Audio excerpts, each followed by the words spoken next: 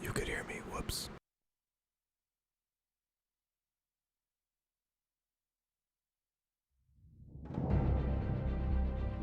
Nose forward on the stick. Man Toga, SRS runway, auto thrust is loose.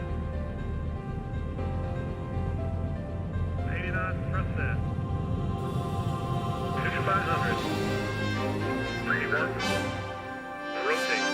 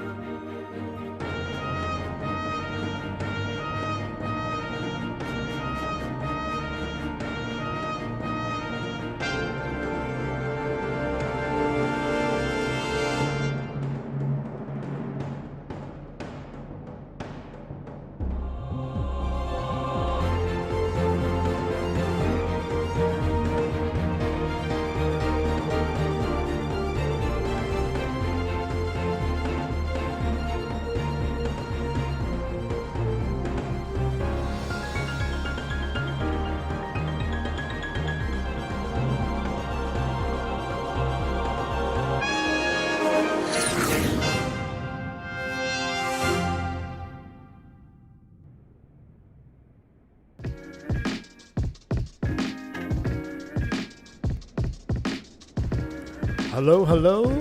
What is up, everybody? Welcome back to the channel.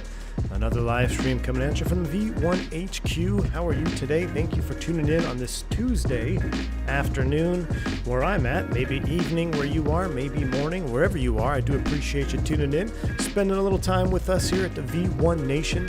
Guys, I got another fun one with you today. We are day 3 of Fokkering, and I still can't get enough. Absolutely love it. I'm full of livery surprises today. I want to apologize out of the gate here. I had a Horizon livery on the thumbnail. That was the Mark 1000.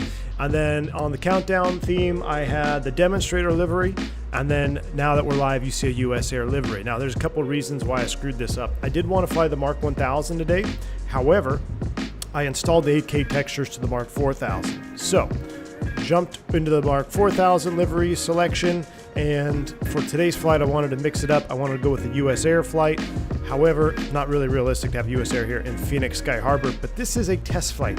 We're not at a gate, we're not at a area with passengers. We're doing a straight up test flight test. We've done these streams with multiple aircraft as they come out. It's one of my favorite streams to do, really. And the basis of today, or the goal for today's stream, we have 3 goals. We have 3 goals today. Number 1, basic understanding of VOR navigation in this aircraft. We're going to hit on the basics. I'm going to show you, I'm going to slow down. I've got a specific route planned out. I'm going to show you how you too can fly this airplane without GPS. We're getting away from the magenta line. We're going to fly this airplane like it used to be flown. Now, we're going to stay on the basic part of this tutorial. There's a lot of good information on YouTube, a lot of good information on the internet if you want to dig in deeper. I'm going to do my absolute best to try to explain things methodically as I go through the stream.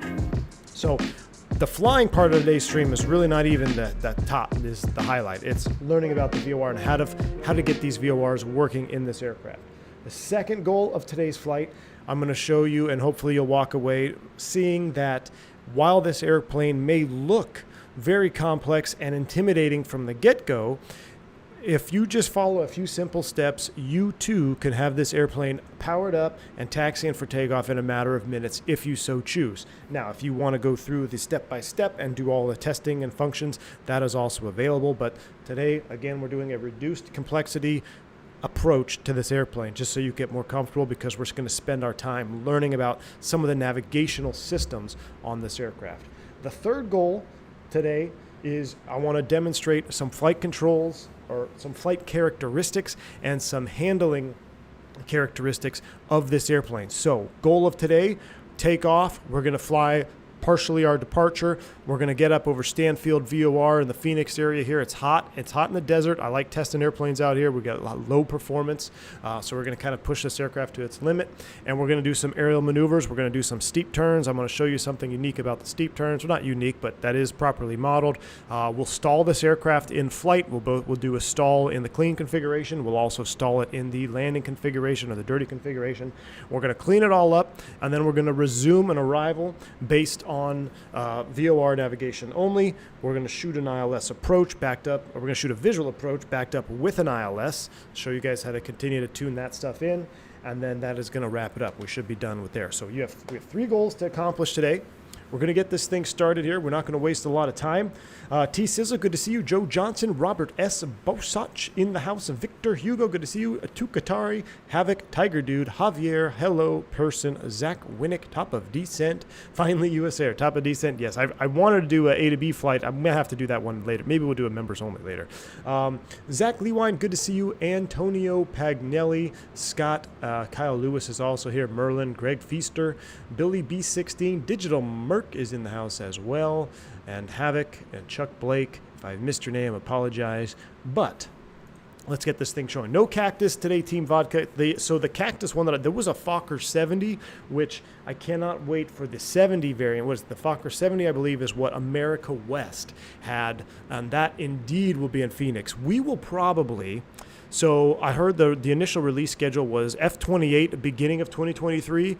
And then the 70 variant or 100 variant is supposed to be later or last quarter of this year. So maybe a little bit later, hopefully this year. If not, we'll see. But man, if we can get that 70 variant, and if it comes with an America West livery out of the gate, Team Vodka, I promise you, doesn't matter where I'm doing at work, I'll either have to drop a trip, we'll come in, and we're gonna have probably an America West Cactus Fest on the Fokker-70. But today we're in US Air, traditional US Air call sign. I believe it was actually US Air on this as well. Yeah, this wasn't a regional, this was US Air. And we're going to go. Can't wait to pick this up. Billy B16, yes, I know so many of you are pumped to pick this up. It's coming out tomorrow, Wednesday. We will also be live having a Fokker party tomorrow. I haven't planned the route yet, but hopefully we'll be able to get some multiple Fokkers together and have a nice release party.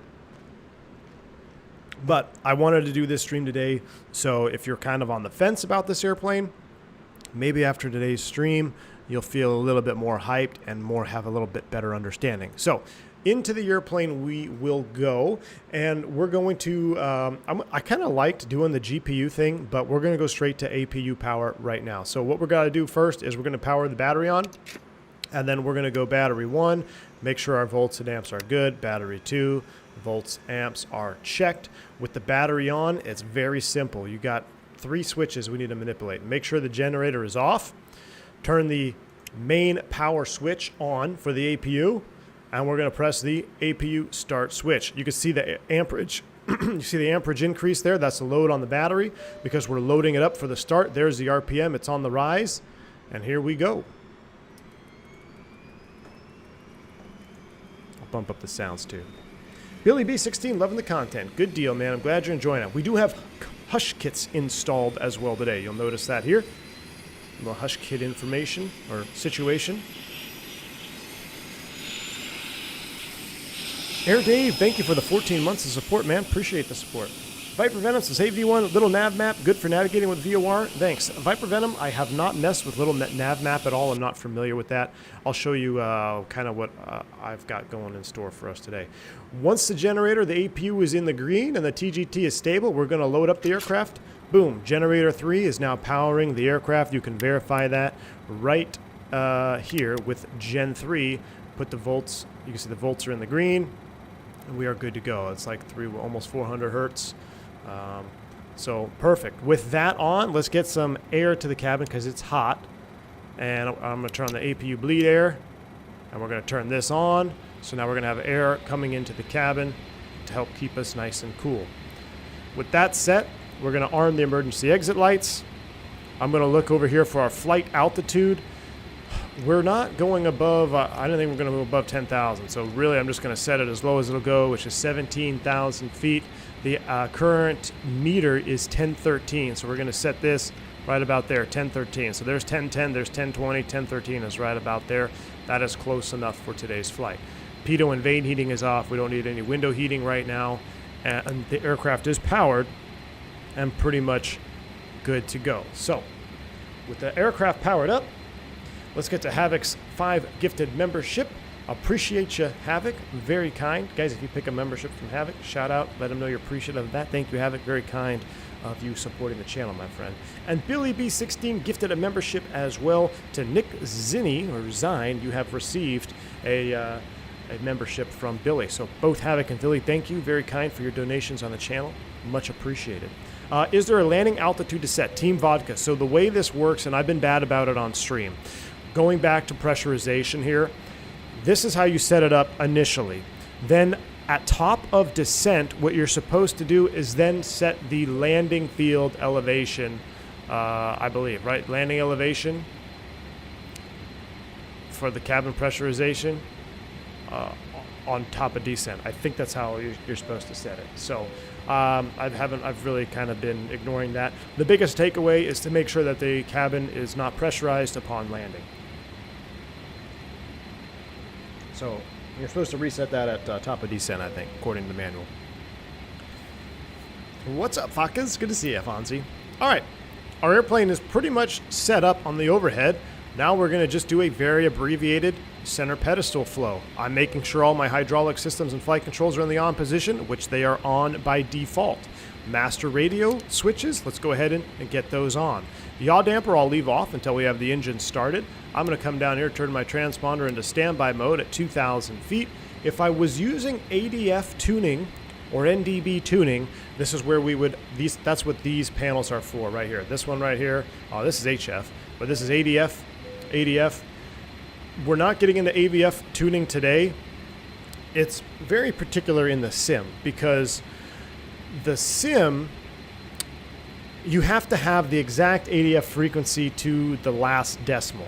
In real life, you basically are tuning this knob around here as close as you can, and you'll see the signal pick up. And the stronger the signal, the better, and that's how you know you're dialed in. But in sim world, you have to have it to the exact decimal to pick up the signal, which isn't necessarily how it works in real life. But so this can be a little bit of a finicky situation if you're navigating with ADF. We're not going to be messing with ADF today. Most of the time, though, in the current airway structure environment that we have, especially if you're flying on VATSIM, you can get away with VOR navigation 100% perfect all the time. Not 100% perfect, but at least a high success rate.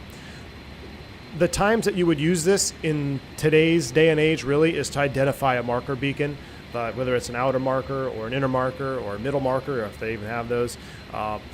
You would probably be using this to tune up those beacons. Or if you're doing maybe on missed approach and you got to hold over a beacon, So you're not too much tracking of the ADF in today's airspace.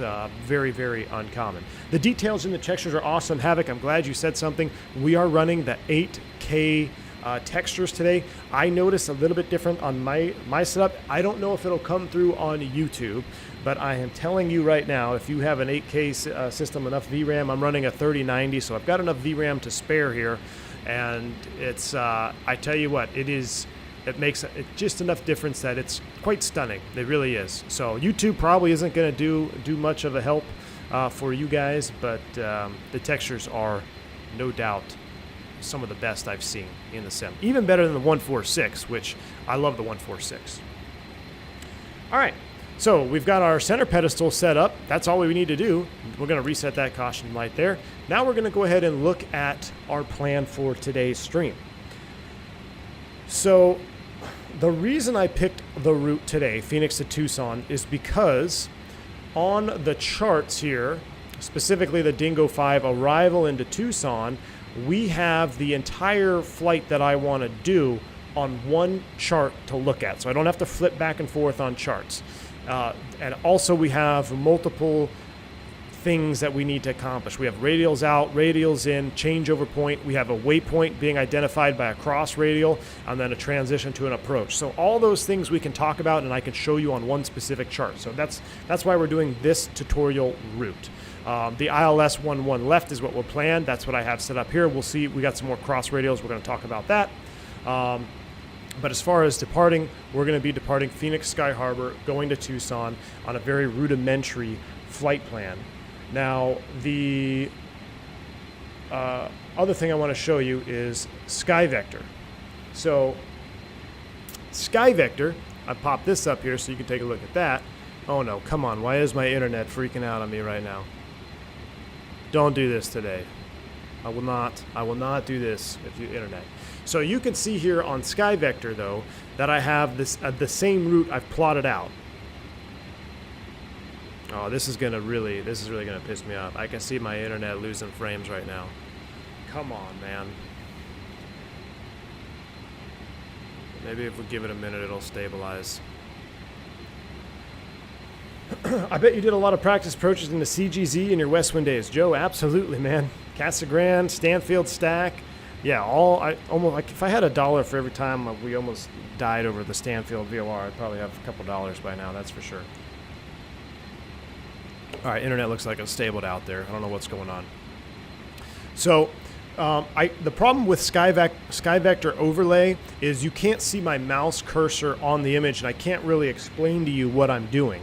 But if you want to plot a route, I highly recommend using Sky Vector because it has a lot of the features that will help guide you in planning a specific route. And on our long haul, when we kick off our Australia-New Zealand tour, we're going to have a full-blown instrument ground school in cruise where we're actually I'm going to show you how to use Sky Vector in real time, and we're going to have a full-blown instrument ground school on our flight to undisclosed location. I can't tell you our destination yet, but that'll be kicking off here pretty soon. So that's the Sky Vector route I have.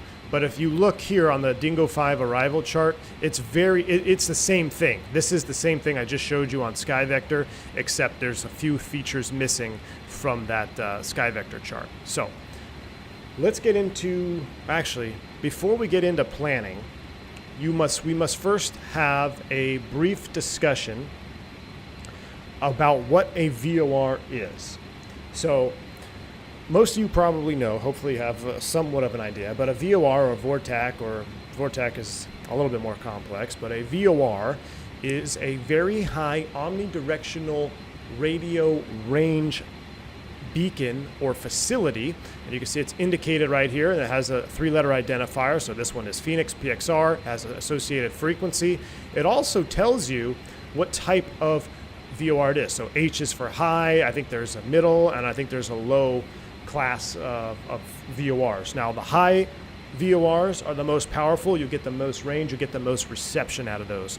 The reception in Microsoft Flight Simulator, however, is a little bit less I wouldn't say a little bit. It's substantially hindered compared to real life. In real life, sometimes you can pick up these VORs at really great distances, where in Microsoft, they seem to be capped around that 50 to 70 mark. I don't know, maybe you have a different experience, but for me, I see it sometimes they're kind of unreliable and outside of 70 miles. But the very high omnidirectional range beacon here is a device that sends out a signal to the aircraft. Now, I wanted to load up a image here real quick. I forgot to load it before the stream started. Give me 1 second, because it's imperative I show you this image. We'll load up one more media file or image here.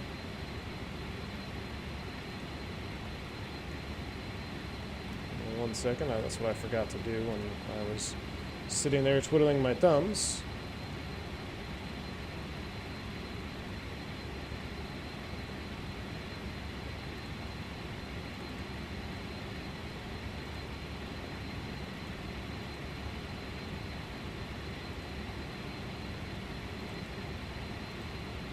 There we go.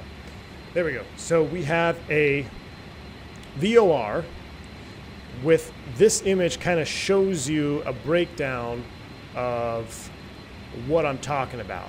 So if you look at the top, and I know you can't see my mouse on this, but you can see that if you were to space these radials, which are going out away from the VOR, these are in tens. You have 10, 20, 30, 40, 50. Those are degrees of a circle, right? So 360 degrees is all the way around. At 360 degrees, you can't go any further. You go to 0, 0, 1. So this is kind of a good mental picture for you. Now, it's important to remember that all radials go out from a VOR. So we're going to come back to that in a little bit. Radials go out. You can track a radial outbound and inbound. I'm going to talk to you about that in a little bit as well. But just remember, when I say radial, you have to think of an arrow pointing away from the station. All right, and you can see on the top left here, we have an aircraft, and we have this aircraft. If you look at the blue line, it has selected a specific radial. That's the 315 radial. I see it's highlighted. Now, even though this image only shows it in tens, the radials go in single-digit increments. So 001, 002, 003, 4, 5, 6, 7, 8, 9, 10, all the way around, right? So it's 360 degrees. This one particularly has 315 indicated. I just wanted to throw this up here for a mental picture first before we start digging into some more complexity. So now that you know what a VOR looks like and kind of have a basic understanding of what signals are being shot out from these stations here, we can now learn how to track and tune these in the airplane. So 115.6, that's a frequency. We need to tune 115.6. We can do that here in our nav1. So we're going to dial in 115.6. With 115.6 on, I'm going to go ahead and turn this to DME as well. And we should see that we have already picked up and started receiving the signal. We can tell that we're receiving the signal because we have a distance from this VOR, 2.7. Not all VORs will have distance measuring equipment or DME associated with them. So it is possible to not get DME. Actually, I think I take that back. Is it possible to have a VOR without DME? Regardless, on this example, we know we are tuned to the VOR because we have our red flags are gone and we have a distance to the VOR, and you can see we have our course line and we have our deviation indicator, which is out to the left. Now this is important because I'm going to manipulate this course around here, and you can see my courses just like in that picture, right? It goes in single digits. I'm now selecting through different radials of this VOR. Now as I spin this around, I want you to pay attention to this little triangle right here. Watch that little triangle as I spin this course around. Oh, you see how it flipped? What might that be, you ask? That white flag that is flipping back and forth is something that can kill you if you get disoriented and forget what you are doing here. Now, because we are using a HSI, or horizontal situation indicator, yeah, I think that's what it stands for. theoretically, you are protected from a phenomenon called reverse sensing, which we'll touch on in just a minute. But regardless, it is very important that you understand what this white flag means. This white flag is telling you the current course that you have selected, you are either going to be tracking to or from the VOR. So if I pop up my little VOR image here again, when I mean to or from the VOR, let's dial this in to match what the airplane has on the image. So I'm going to dial in 315, just like, well, it's probably not going to make too much sense because it's a different position, but I'm going to dial in the 315 course so you kind of see what I'm talking about. The aircraft in the image is traveling away from the VOR. So if the airplane is traveling away from the VOR, this white flag should be pointing against where the VOR is, or pointing to the VOR. This white flag will tell you where the VOR is. This arrow on your HSI is going to show you which course you have selected. It's the radial that you have selected, and it should theoretically always match up with what course you want to fly. So if I wanted to fly to the Phoenix VOR at this current moment, I would have to make sure my needle is completely centered, and I would have to make sure that the white flag is pointing towards the course that I have selected. This means my course selected is 070, and that is this direction. This white flag is saying, hey, the VOR is also this direction, meaning you are now going to track to the VOR. This is the Phoenix VOR that we tuned in. If I were to reverse this course, so 070 to now 250, my needle looks very similar. But do you see what's different? The to from flag is still pointing towards the VOR. However, the to from flag is now opposite direction of the course that I have selected.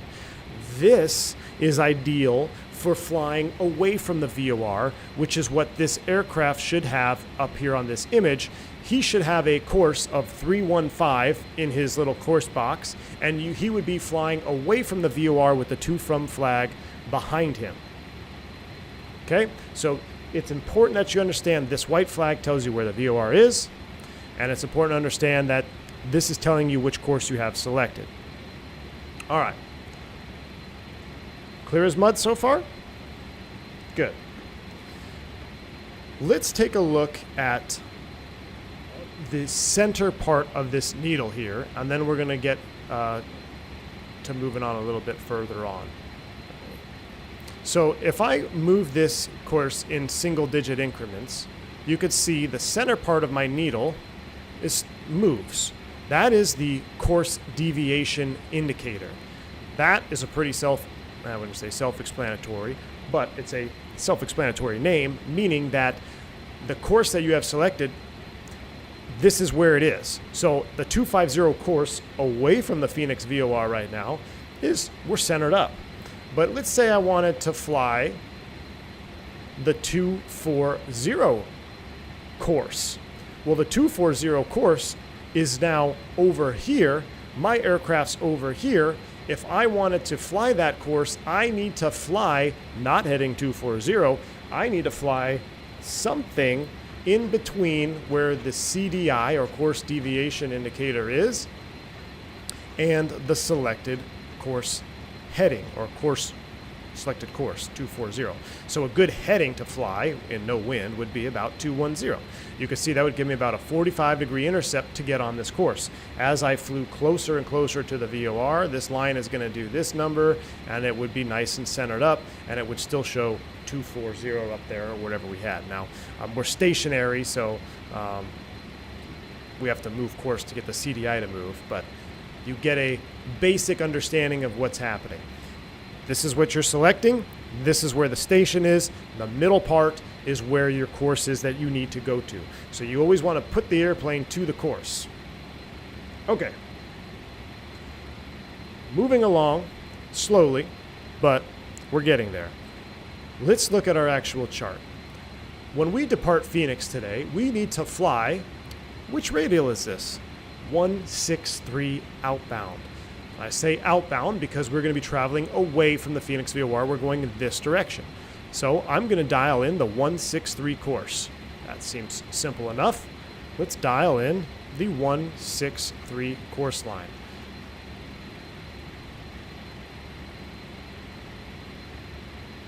One six three. 163 is now selected. All right.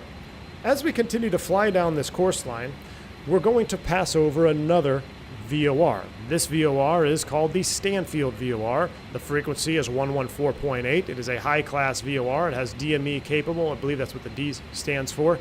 And if you were to listen to the identifier, you would actually hear this Morse code. This is the Morse code right here. Dash, dot, dot, dash, dot, dash, dot, dot. So back in the day, you had to actually tune identify. That's how you identified the VOR. Make sure you were tuned in. You'd have to listen to the Morse code. All right, so I have another VOR indicator over here. I'm going to dial that in myself. I'm going to put 114.8 in nav2. 14.8 is now selected in nav2. All right, so if I take the 163 to Stanfield, at some point, I need to change over my navigation radio. This is a close enough segment where it's only 33 miles away where I could theoretically just fly the Phoenix 163 radial all the way out. However, it's good practice that if there is a changeover point indicated or not, you need to change over about halfway between the VORs. So halfway between 33 is about 15 or 16 miles. Now, if I'm going to go this direction, I also need to track the inbound course to Stanfield. The inbound course to Stanfield is going to be the same 163. However, do you know what radial I will be tracking to Stanfield? If I'm flying 163 inbound, remember, radials only go outbound. So if it was 163 inbound, now we need to have, do we have to select the outbound? Technically, the airplane is going to be tracking the 343 radial, but it's going to be tracking it inbound. So in this example, it's going to be 163 inbound as well, which I will dial up here. Tim, you're already confused. This will make a little bit more sense as we get to flying. I want to show you a trick here too. So looking at our VOR on the screen, let's just look at the example that is already highlighted. We have an airplane that is selected, the 315 radial. He is flying away from the station. If that airplane were to fly to the southeast and go past the station, he would then be tracking the 135 radial. That is commonly referred to as the reciprocal course line. Understanding reciprocals is very important. A reciprocal is 180 degrees from the current selected course. Now I'm going to show you a piece of magic here, and it's going to blow your mind if you don't know this trick already. So the 315 is the selected course. If this wasn't, if you didn't see 135 down on the bottom, and I asked you, what is the reciprocal? What's the reciprocal heading? You might have to do a complex math problem, or you can do what's called the +2 -2 rule, or the -2 +2 rule. What this means is I'm going to either add 2 to the first digit and subtract 2 to the second digit, or if that doesn't work, I'm going to subtract 2 to the first digit and then add 2 to the second digit. So if I take 2 from 3, that's 1. If I add 2 to 1, that's 3, 135. Guess what? That's your 135 reciprocal course. Now let me show you another example. Let's pick one. I know I had 163. Let's say I have selected the 150. I have 150 selected. I could just look here at the tail and select 330, which is what it shows. Or if you don't have this available, maybe you're looking at an approach chart, +2, -2. If I subtract 2 from 1, that doesn't really make sense. It's going to start to get more complex. So let's just add 2 to 1. 1 + 2 is 3. 5 - 2 is 3. 3, 3, 0. That's your +2, -2 rule, getting reciprocals. If you don't understand reciprocals, you might end up where you started. Matt says, I'd order like a GPS, please. Now, we're going over a basic VOR situation here. Now, when we do our long haul, I'll actually have a VOR trainer, which will be pretty cool. All right, so there's your little reciprocal trick, +2, -2. I'm going to put this back to the 163 course because that's what we want to track. So 163 is selected. Cool. We have Stanfield, 163 course, 114.8 also selected. Once we reach about 15 miles from the Phoenix VOR, we can switch from tracking nav1 to nav2. All right? That is that's what makes this Fokker nifty. Is you don't have, if you have the second one already tuned in, all you got to do is press nav2 and boom, it's going to start tracking that second radial. Now, I've had some issues with it tracking nav2, but we're going to make sure today that we'll double check, make sure it works. So, all right, our radials are set up for this flight. 163 Stanfield, 163 inbound. After we hit Stanfield, we need to go outbound on the 133 to the Baser intersection. I'm briefing this real quick here because once we get up in flight, it'll be a little bit more convoluted. The Baser intersection is identified with a VOR by through a couple different methods. We can identify Baser on either a distance from Stanfield, which is 24.5, so 24.5 miles on the 133 radial is going to be Baser. Another way we can identify Baser is by having another radial selected and seeing that course get centered. So the Tucson VOR shows the 295 radial. If I have 295 selected in Tucson, when I hit Baser, if I'm tracking Stanfield, my nav2 should be centered up if I have the 295 selected, because that means my aircraft's position is now intercepting this radial and we're tracking this radial. Two radials, they only cross at one spot.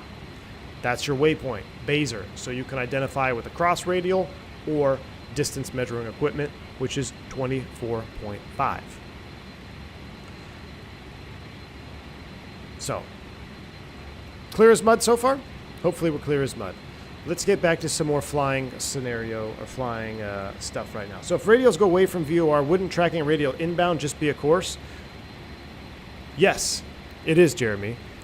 So if you are tracking a radial inbound, you're technically tracking the radial that's on the other.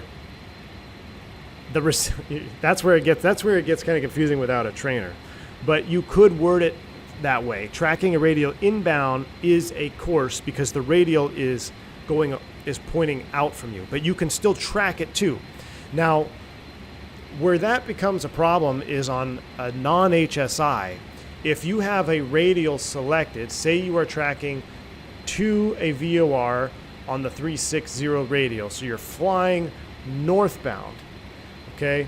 But let's say you selected the 180 radial, you could get into a situation of reverse sensing because the airplane thinks you are positioned from the VOR when you are actually going to the VOR. That's really confusing. Don't worry about reverse sensing right now because we have an HSI and you're not going to get it in Microsoft Flight Sim unless you screw up. So, but yes, radials go out. When you track inbound, you are selecting a course. And you can remember that too by always looking right here. I have my course selected. So we'll continue setting up the rest of the airplane stuff here real quick. We're going to go aircraft. I've got everything loaded. We've got 14,000 pounds. I'm going to hit this button right there. We're taking a full load of passengers. Our gross weight is 72,000 pounds. With that done, we are pretty much going to get ready for start. We're going to go boost pumps on. We're going to go beacon nav lights on, which are top and bottom. Nav light is on. I'll put the transponder on. And at this point, we are ready to push. So you can see very minimal setup. Now let's go over a abbreviated real-world F28 checklist. Safety, let's go ahead and just run through it one time. Maintenance status check, surface and chocks are checked, batteries on, gear lever is down, electric hydraulic pumps are off, radar standby, APU, we checked all that, pretend we did. All right, master radio switch is on, emergency equipment, circuit breakers, rain repellent, all checked. Before starting engines, interior pre-flight checklist complete, oxygen interphone check, emergency lights are armed, air conditioning, one off, one on. This fucking plane gives stream title fucking gold. I'm a fucking buy it just so I can say fucking all the fucking time. Haha, I fucking love it. Fits my channel's verbiage perfectly. Let's fucking go. Wrong side sim, appreciate the $10 bank angle check, man. Indeed, man. This is this Fokker is gold, definitely. It's it's going to be a long time before I grow old of this little Fokker. So appreciate the $10 bank angle check, wrong side. I can't wait to see you fly on this puppy tomorrow. So hopefully you're not working. So maybe we'll have a little Fokker party. Thank you, wrong side. Appreciate the support, my friend. Pressurization is set. Windshield heat is low. No smoking and seatbelts are on. Voice recorder check. Engine fire warning check. Jip whiz is checked. Instruments sync and cross check. Parking brake set. Anti-skid check. And no smoking. We did all that. That's for the through flight. So we are cleared for start. Anti-collision, boost pump, start pressure, and then we know how to start it from there. So very simple. We're good to go. Let's have a pushback. Watch it work. I'm going to go ahead and prepare for pushback and departure. Now this worked. We're going to use US Air. And we're going to go nose right, tail left. We're going to get out of here. I'm having fun. Kills my skills. Yes, if you can't tell already, I'm having a ton of fun with this airplane.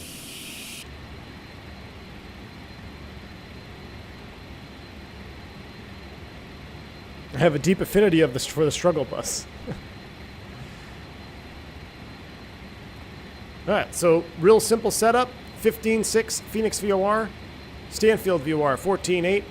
Courses are the same. 163 are both set up and tuned. Top altitude is set 10,000. Let me just hit the magic barrel. Ref key 290903. Outside air temperature is hot, almost 40 C. We're at 1,100 feet field elevation. So I need to look at the manual for our performance. So at 1,200 feet at 40 C, oh my goodness, 118. 118 is our power set. So we're gonna do 118 right here, 118. This table is included with the 250-page manual that you'll receive when you buy the Fokker. Got to get going to work. I learned quite a bit in a little amount of time I could stay. Have a great rest of the stream, everyone. Zach, I appreciate that. And have a good day at work or a good flight. And we'll see you again here real soon. Chocks are pulled, brakes release, and here we go. All engines clear. Start at will. We'll start here as soon as he finishes this pushback. So the VOR stuff that we went over, it's probably not making too much sense just yet, but once we get airborne and we start flying it, it's going to make more sense. So just hang on, bear with me. And it's gonna start to clear up a little bit. So I know that what an HSI is, but can you remind me what the OBS is? That's an Omni Bearing Selector. That is a old school way of tracking VORs, which we do not have in this aircraft. So we're not going to get into it today because it's just going to make it more confusing. But an OBS, Jeremy, is where you can get reverse sensing very easily if you are not properly selecting the radial you want to track, because the OBS cannot differentiate aircraft position like the HSI can. We have a good engine start. Chuck Blake has dropped a $20 super chat. Appreciate you, man. He says, so fucking hot here in Georgia. I hope you're staying cool, Captain. Buy yourself the cool beverage, and thank you for the lessons and entertainment. Chuck Blake, too kind. Thank you for the $20 super chat. I did buy myself straight up Cubano cold brew today, so thanks for paying for that for me today, Chuck. I appreciate that. Salute to you, sir. And you're hot here in Georgia? Man, this is nothing. I think it's nice. This is nice, man. So far, so good. If this is hot for Georgians, I'm liking it. I'm liking it. The humidity doesn't bother me, though. I'm kind of weird like that. Humidity, for some people, is rough. To me, humidity doesn't bother me all that bad. But thank you again, Chuck. Appreciate you. One thing to add to that, Chuck, is as I was driving to the office today, I had my windows down. I was driving out, I was going through the pasture, and I see some cows. I'm like, man, Georgia's growing on me, Chuck. It's growing on me. I'm enjoying it. The trees, the fogs and mist in the morning. It's definitely growing on me, man. I'm starting to get those good vibes again. Laughs in Texan. Kyle Ferris, no cabin music. This is a test flight. We are doing some proving rounds for the Fokker, and we might do a secondary stream later this evening, just an A to B flight again, because I can't not get enough of this airplane. Douglas Phillips, before we start engine, Douglas Phillips has dropped a $50 super chat. Thank you for that massive dono, Douglas Phillips. Appreciate it. Says, love the content. Love the content. Fucking 93 in East County, San Diego. Oh, man, Douglas, appreciate you. Thanks for the super chat. That's hot for San Diego, man. Californians are probably melting out there. Appreciate it. Thank you, Douglas. Too kind. A massive super chat. Chuck Blake and Douglas Phillips, appreciate you guys. And Wrong Side, you guys are awesome. Thank you. McShiggity, I miss Texas every day, man. I don't think that'll ever stop. But I will say that on the drive today, I was like, okay, I can do this Georgia thing. All right, here we go. Super complex, intimidating airplane to start, right? Not at all. Look at this. One on, one off. And you don't even have to do that, but I heard, and I'm not sure if it was just the person that flew this, he is a little bit older, and I don't know if all the marbles are there, but he told me that they would turn both of these off for engine start, even though it would automatically isolate, because if you did 2 engine starts right away, sometimes you would just suck in that fuel smell. So to help reduce the smell of fuel, if it wasn't super hot, they would just turn both off. So we're going to turn both off, but you can leave your air bleeds on because it will automatically cut the packs out for start. So I'm just going to take a tip off what he said. Again, I don't know if all the 2+2s are still going on up there, but that's what he said. So look how complex this airplane is to start. You ready? Engine, start master on, and we're going to start engine 2. Wow. Starting engine 2. Very, very complex. All we're going to do now is we're going to wait for about 15% on the HP. At 15% on the HP, we're going to introduce fuel to the start position, which is this lever here. And we're going to listen to it start up.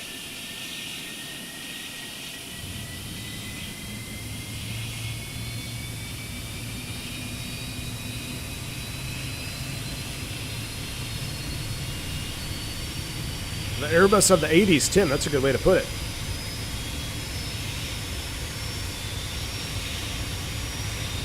Almost sounds a little bit different with the hush kit on there. I don't know if that's just me. Oh, my speed brake's out. Rip. Once you're at 400 EGT or approximately 50% on the HP, you'll move the fuel cock, which I'm surprised they don't call it the fuel cock in this airplane since it is, well, I guess it's Dutch. We'll run it to open position. All right, engine 2 is started. Look how simple that was. The generator even automatically reset itself and turned on and extinguished it. Boeing, where are you at, man? I mean, this is more advanced than the 737 MAX 1000. Absolutely love it. Here we go. Super complicated engine 1 start. Ready? Start master 1 is on. Starter valve open. Waiting for 15%. Introduce fuel.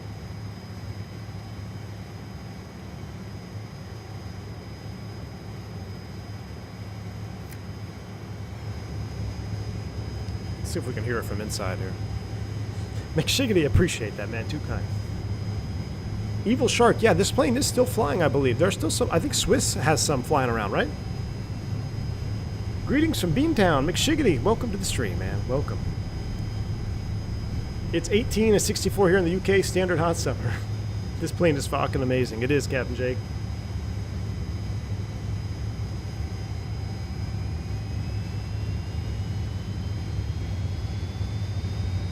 Hush kits, I want my ears to bleed. Look, the hush kits weren't even, I mean, they did make a difference, but not even, they weren't 100% hushed, that's for sure.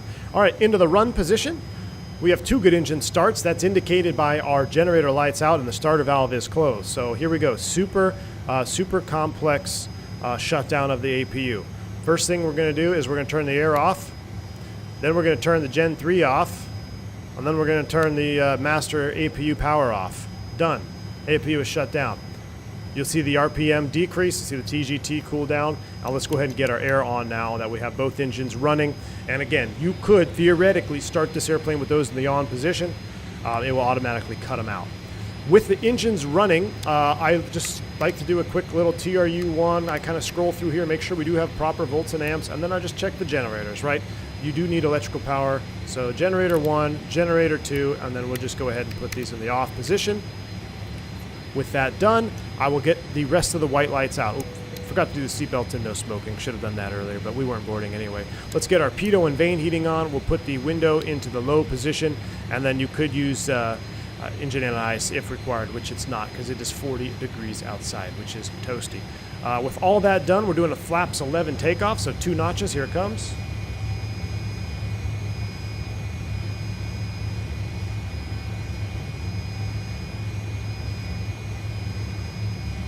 Cameron Rich, I'm glad to hear that, man.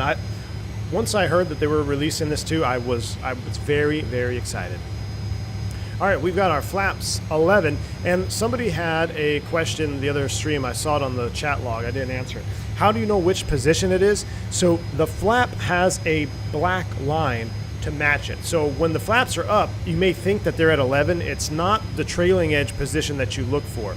It's the this little line that you look for right here on the flap. So just for purposes, I'll show you. I'll retract it. You see that black line moving? That's how you tell which flap setting you have selected. So I'm going to go ahead and put it back to, that's 6 degrees. We want 11 degrees. Man, that flap motor is awesome. You can hear it. Thunk. You hear that thunk? Man, that is, man, if FlyJ Sim, or not FlyJ Sim, geez, if Just Flight did a 737-200 with the old school flap sounds, the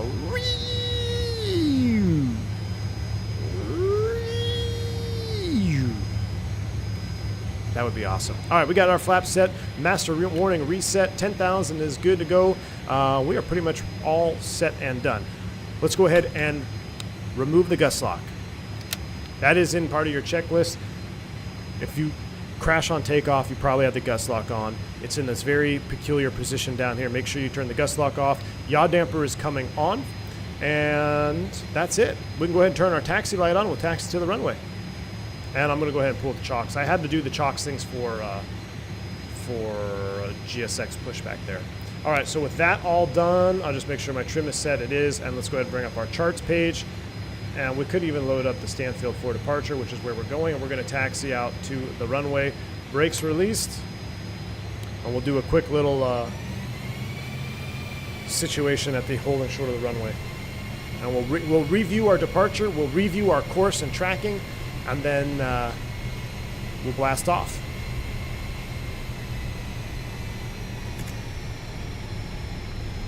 (737-200) flat motors were so loud you could hear them from the ramp. Oh, I know, Cameron Rich. I love those flat motors. Aviator Nick, good to see you. Welcome to the stream. Very good morning from New Zealand. Aviator Nick, we'll be flying down in your neck of the woods here very soon. What plane did I start my career in? Cessna 152.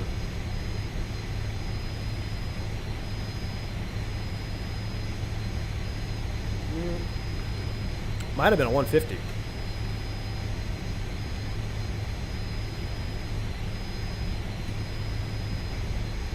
Gosh, just the ambient sounds in this airplane are so good. Let's hurry up and finish this stream so we can do another PVA flight. Members only PVA flight after this. Maybe. Allegedly. Oh, I do have to put the deer feeder together. We'll see. We'll see how good a mood I am, how wiped I am. All right, taxi light off, brakes are set. Let's run a handy dandy abbreviated checklist. Again, this is through PVA. This is a real-world Piedmont F28 checklist. I'm going to scroll down to taxi and takeoff. Yaw damper in, flight control check, flaps are 11, stabilizer trim set, lift dumpers armed and ready.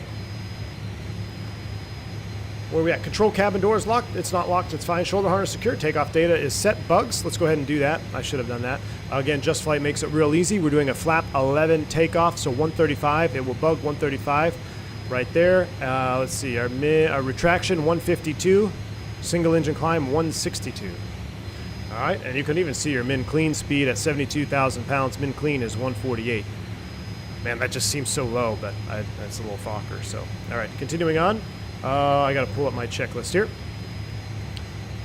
Takeoff data and bug set. APU is off. Flight advisory given. Transponder is on. After takeoff. So that's it. That's simple. So again, the interactive checklist that is supplied from JustFlight, I highly recommend using that and using the little See Me feature to find your way through the cockpit. If you run through that entire checklist 2 times, maybe 3 times, you're going to have a very good understanding where everything is. Then you can start going into abbreviated checklists and you're good to go. All you got to worry about is navigating the airplane. So one other thing we want to do here, we're going to turn our flight director on and we're going to turn into heading mode. And for takeoff, they set 10 degrees of pitch. So this is your 10 degree line. I'm going to scroll the pitch command to 10 degrees. Right now it's currently showing a turn to the left, but we're going to change that because if we look at our Stanfield for departure procedure, which coincidentally has our same route here, it is a 078 heading and then 070 directly to the Phoenix VOR out to 4 miles. And then on course are heading a 100. So we're going to set initially a heading of 078. And again, I'll put on the little tiller cam here. I use the honeycomb Bravo little dealy-majiggers up here on the top and scroll your heading bug around. So there's 078, right about there. 078 is set, and you can even see that this is turning off. That would be like a flight director check. This is following the heading bug, so that's a flight director check probably you would do. All right, we're going to fly 078, then 070, cross over the VOR. We should see a to from flip, right, with our white flag. We talked about that. Once we are tracking away from the Phoenix VOR, we're going to then fly a heading to intercept this 160 radial to Stanfield. Now, don't judge my flying skills and don't judge my speed and altitude control because I'm going to be doing 4,200 different things at once and trying to instruct at the same time. But I'm going to do my best. Here we go. Lights are on. Brakes released. Triple checking my gust lock is off. And let's get out of here. It's pretty hot and we're moderately low. 72,000 pounds. That's for this airplane, what is the max takeoff weight?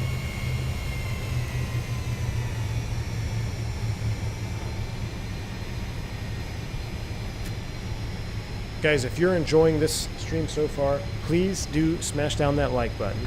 I tell you what, I'll make you a deal. If we can hit 150 likes before takeoff here, I will do a power set from the external view only. So you will be a completely ear-deafening experience, but I gotta see 150 likes. So smash down that like button. We're on runway 07 right. Heading is checked. 078 confirmed. Smash down that like button. 125. Come on, I know you can do it. I know you want to hear these puppies scream. Don't you want to hear these engines at Toga power? There it is, 154 likes. You guys are awesome. Thank you for the support. I do appreciate that. I know it's annoying hearing streamers and content creators ask you to hit the like button, but in all honesty, guys, it makes a difference for the channel. It helps the YouTube algorithm, and if you don't hate me as a person, it doesn't cost you anything. Smash down that like button. All right, watch your ears. This is going to be loud. I'm going to turn down the sims a little bit for me. And here we go. Spool them up 50. Enjoy this sound set. Headphone users, beware.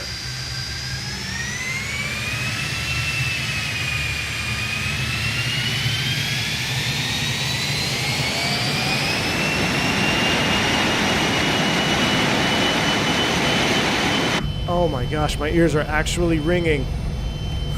My ears are actually ringing. That was awesome. The black smoke behind it. We're definitely rolling coal on this one.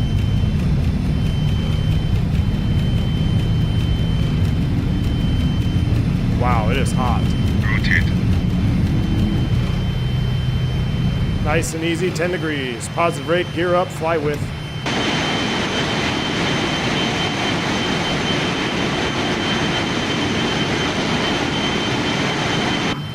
Gosh, that's amazing. All right, 1,500 feet. we're there. We're going to fly heading 070 now, which is a slight left turn. Flaps up.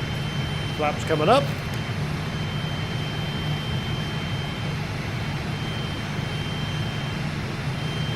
Trimming her down a little bit. Set climb power. All right, with climb power, how we're going to do that, we're going to set the TOT ticketies to climb thrust, which will limit EGT to 450. Oh my gosh, I keep hitting my, there we go. And then we have to make sure we're below 98%, so it will actually limit properly. Climb power set. Now, I should have briefed this. We're now going away from the VOR. You see our distance is going up. So we need to go to 4 miles before we can make a turn to intercept our 163 course. So I'm going to continue to lower the nose here, a little bit of trim.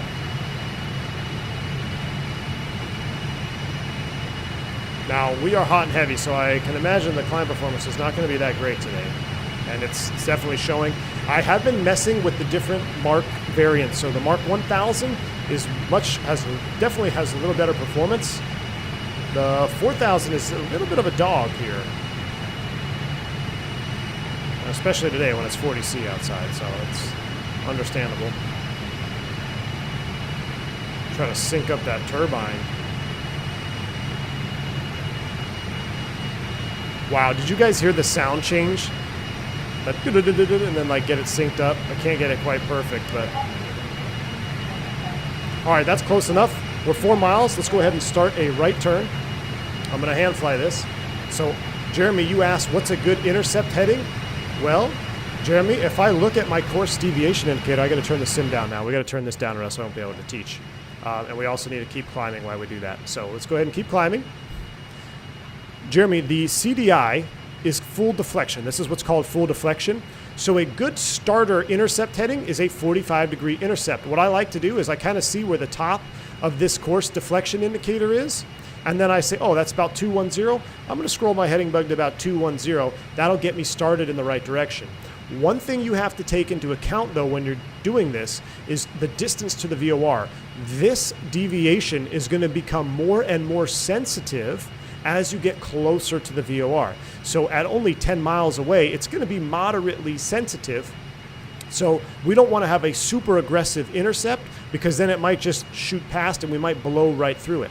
So as we're getting out here past 10 miles, though, it's not too close. I'd say inside of 10 miles, make an angle check. Inside of 10 miles, you really got to be cautious of that. But now that we're right about 10 miles, I'm going to come all the way around here. And then we're going to get the autopilot on, because I'm trying to do too many things at once. You can do, yes, Fireflyer, you can do dual tracking of the VORs in the Fokker. So right now, I'm just going to make my life easier. I'm going to go autopilot on, and that's going to default to pitch roll. And there's 1,000 to go. Oop, power walked off a little bit. Let's get a little bit more juice in there. Let's capture 10,000 feet. I'm also going to select heading mode. With the autopilot in heading mode, it's going to fly a heading, hopefully to intercept. Now look, you can see, where are we? You should be able to know where we are by looking at this HSI. The Phoenix VOR is off to our right. It's behind us. We are flying away from the Phoenix VOR. Our course that we have selected is 163. That's the head of the arrow over here. If this was flipped to the front, I would know I'd be tracking to the VOR. All right, now let's watch our course as we start coming in here. It's going to start getting closer to us. We call this localizer alive or course alive. We're leveling 10,000 feet. I'm going to go ahead and bring the power back now before we start accelerating. 250 knots, power's coming back.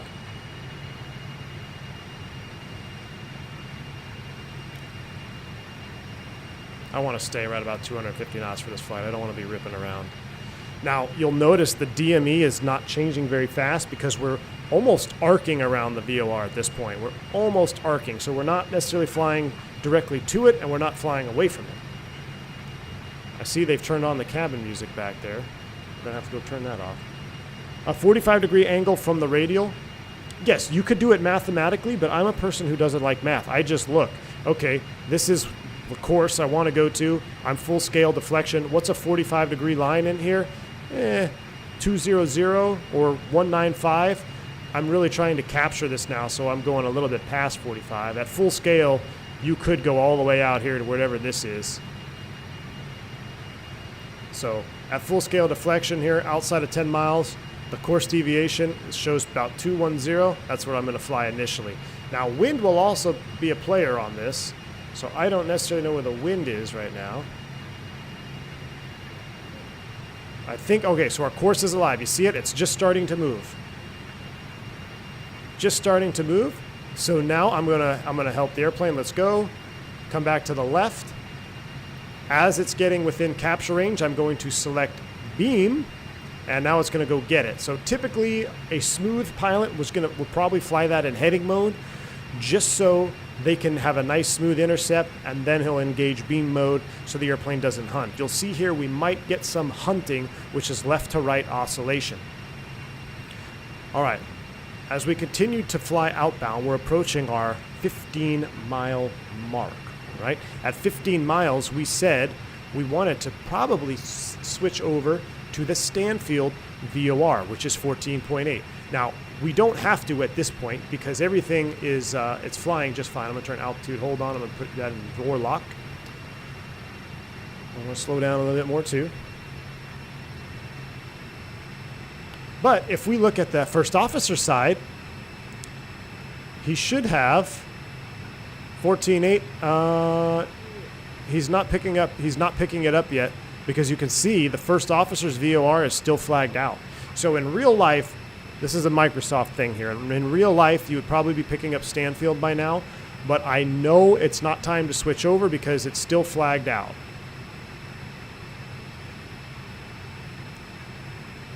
Another way to check is by using our VOR2. So VOR2 is the double line, and it is showing that it's picking up a direction.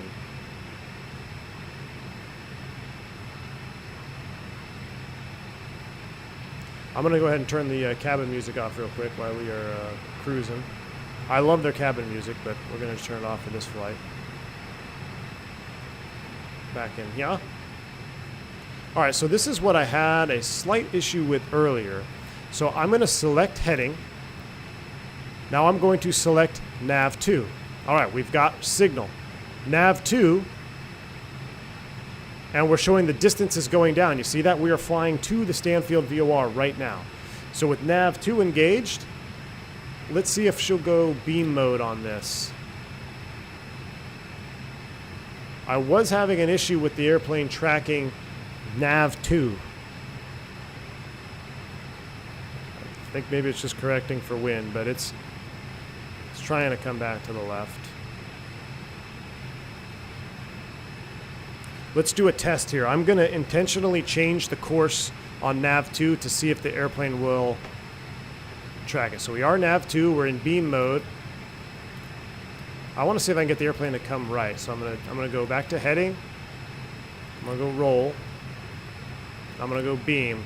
Now let's see if it'll go to the right.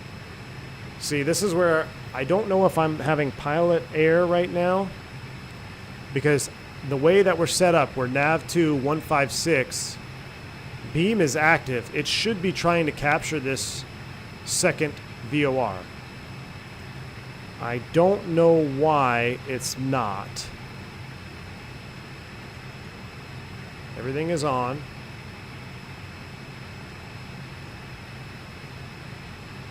I mean, we're getting the signal, we're tracking. So I think that's the bug I was encountering, is it's not, autopilot is not tracking it, but you could track it in heading mode. Now, as you see, as we get right over the top of the VOR,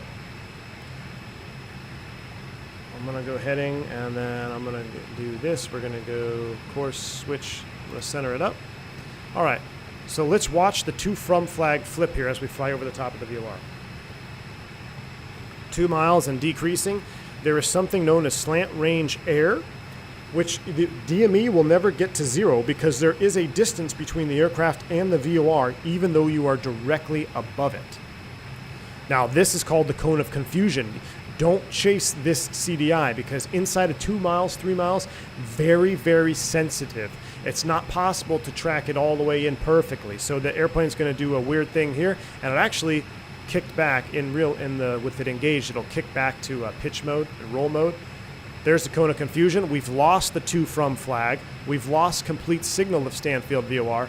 Now we passed out on the back side of it. Now that we're tracking away from Stanfield VOR, we want to fly 133. So I'm going to dial in course 133. Now, a good pilot would have already had this good to go here, but we're doing this for training purposes. All right, with 133 selected, let's take a look at what we have here. The Stanfield VOR is behind us. My 133 course is over here, but where I need to be, my airplane is not in position. So we're full scale deflection. What's a good intercept heading? I could go straight to 090, but look at my DME. I'm only 3 miles. Let's go ahead and start with something a little bit less aggressive. Let's go heading. Let's do about right smack dab in the middle. What's that? 105? Right in the middle of the CDI and the course head there, about 105, because I don't want to just go a full-blown intercept mode inside of 5-ish miles.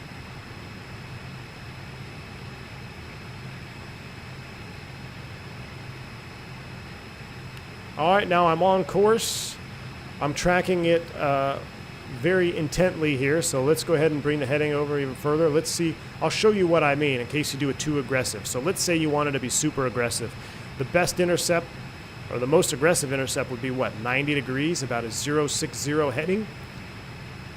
Watch what happens if I went straight for a 90-degree intercept. Oh my gosh, my course is alive. Now you got to do this number. You got to bring the airplane all the way back. Look at your attitude indicator. I know you can't see outside, but we're instrument flying today. Look, now my course is going to go past me. I'm not going to be able to capture it in time. This is what's called hunting. You're oscillating left and right. That's why you want to be careful of your intercept headings at close distances. So I always try to start at least at that halfway point or about 45 degrees off. So I'm going to set this all the way to 180 here just to get the airplane back in the right direction.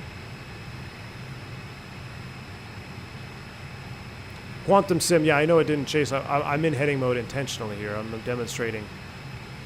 All right, so now let's go ahead and bring it back. Let's see, watch. If I go beam mode, it should capture. Let's see if it captures. So now it's going to the right, so it looks like it's doing something correctly.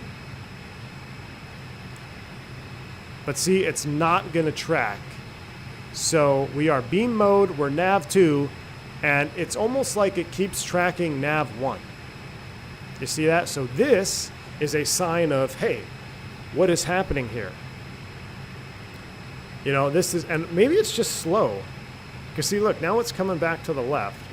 I'll have to show this to JustFlight. Maybe they can work. Maybe there's a possibility I'm doing something wrong.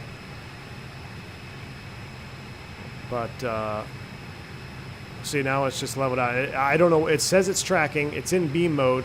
But I don't know what it's beaming off of. Let's select nav 1 out of curiosity.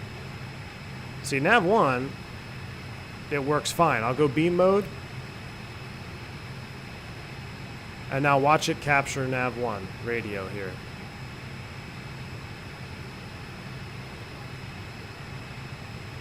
So we're going to see if it captures. I'm going to set the camera up nice and straight. Just reset the circuit breaker.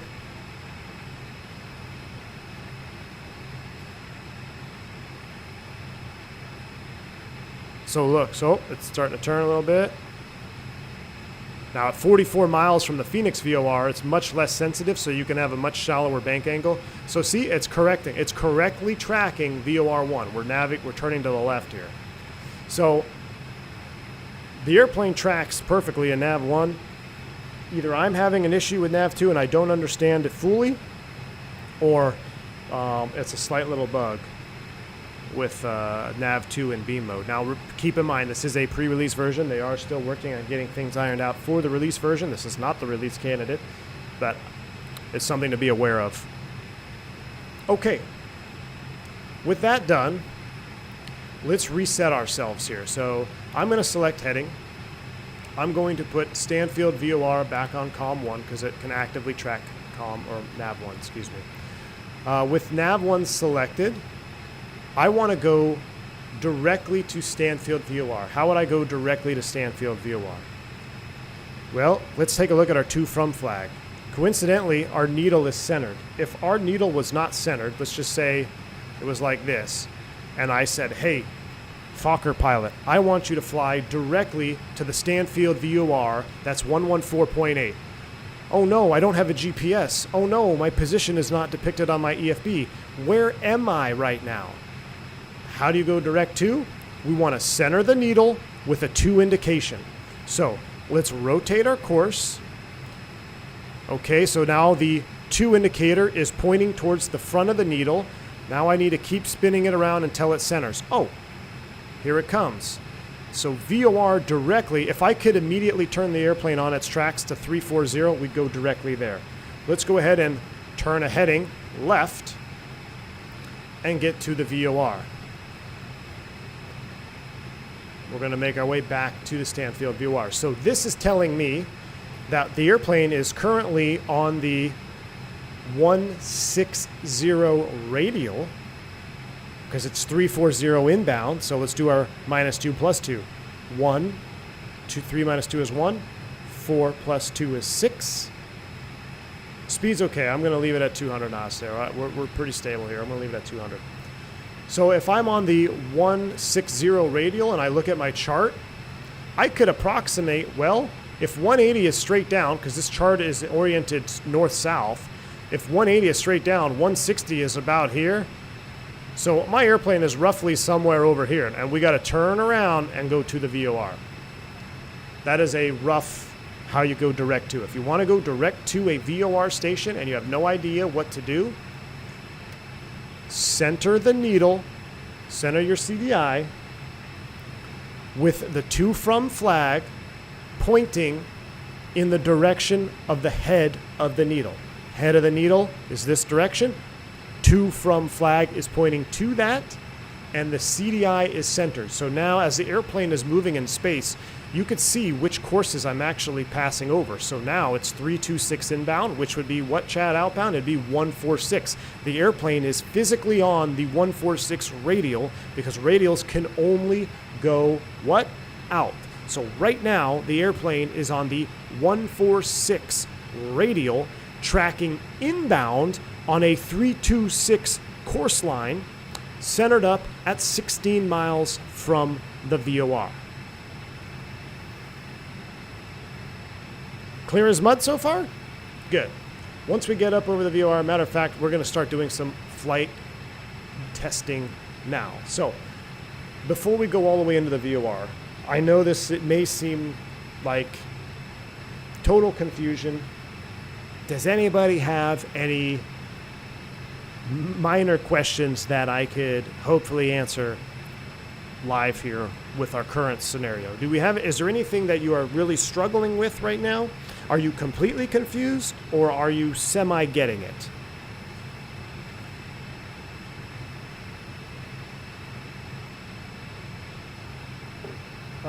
Need some coffee there. It's funny, whenever I do these streams, it brings me right back to when I was an instructor, because as an instructor, when you do a ground school or do a ground lesson, you get jaw tired. I get the same jaw tired when I do these streams. Thanks for such a great informational stream, V1. Havoc, thank you for the $10 bank angle check. Right back at you, man.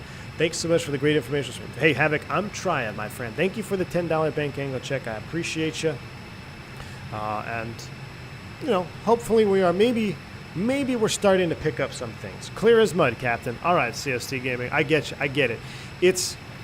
What's hard about this is I really need to teach this properly. I need to be one-on-one with you in a room and a whiteboard.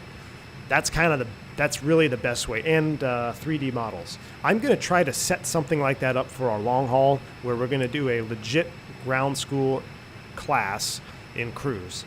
I'm going to try to figure out how to set that up. But please explain, push the head, pull the tail. All right, McAllen, push the head, and did I say that? Push the head, pull the tail? I'm not sure where you got that from. hopefully I didn't say that, because that doesn't make sense for me either. That seems like some phrase somebody would use to help with something, but I'm not quite sure in what sense that would be. So,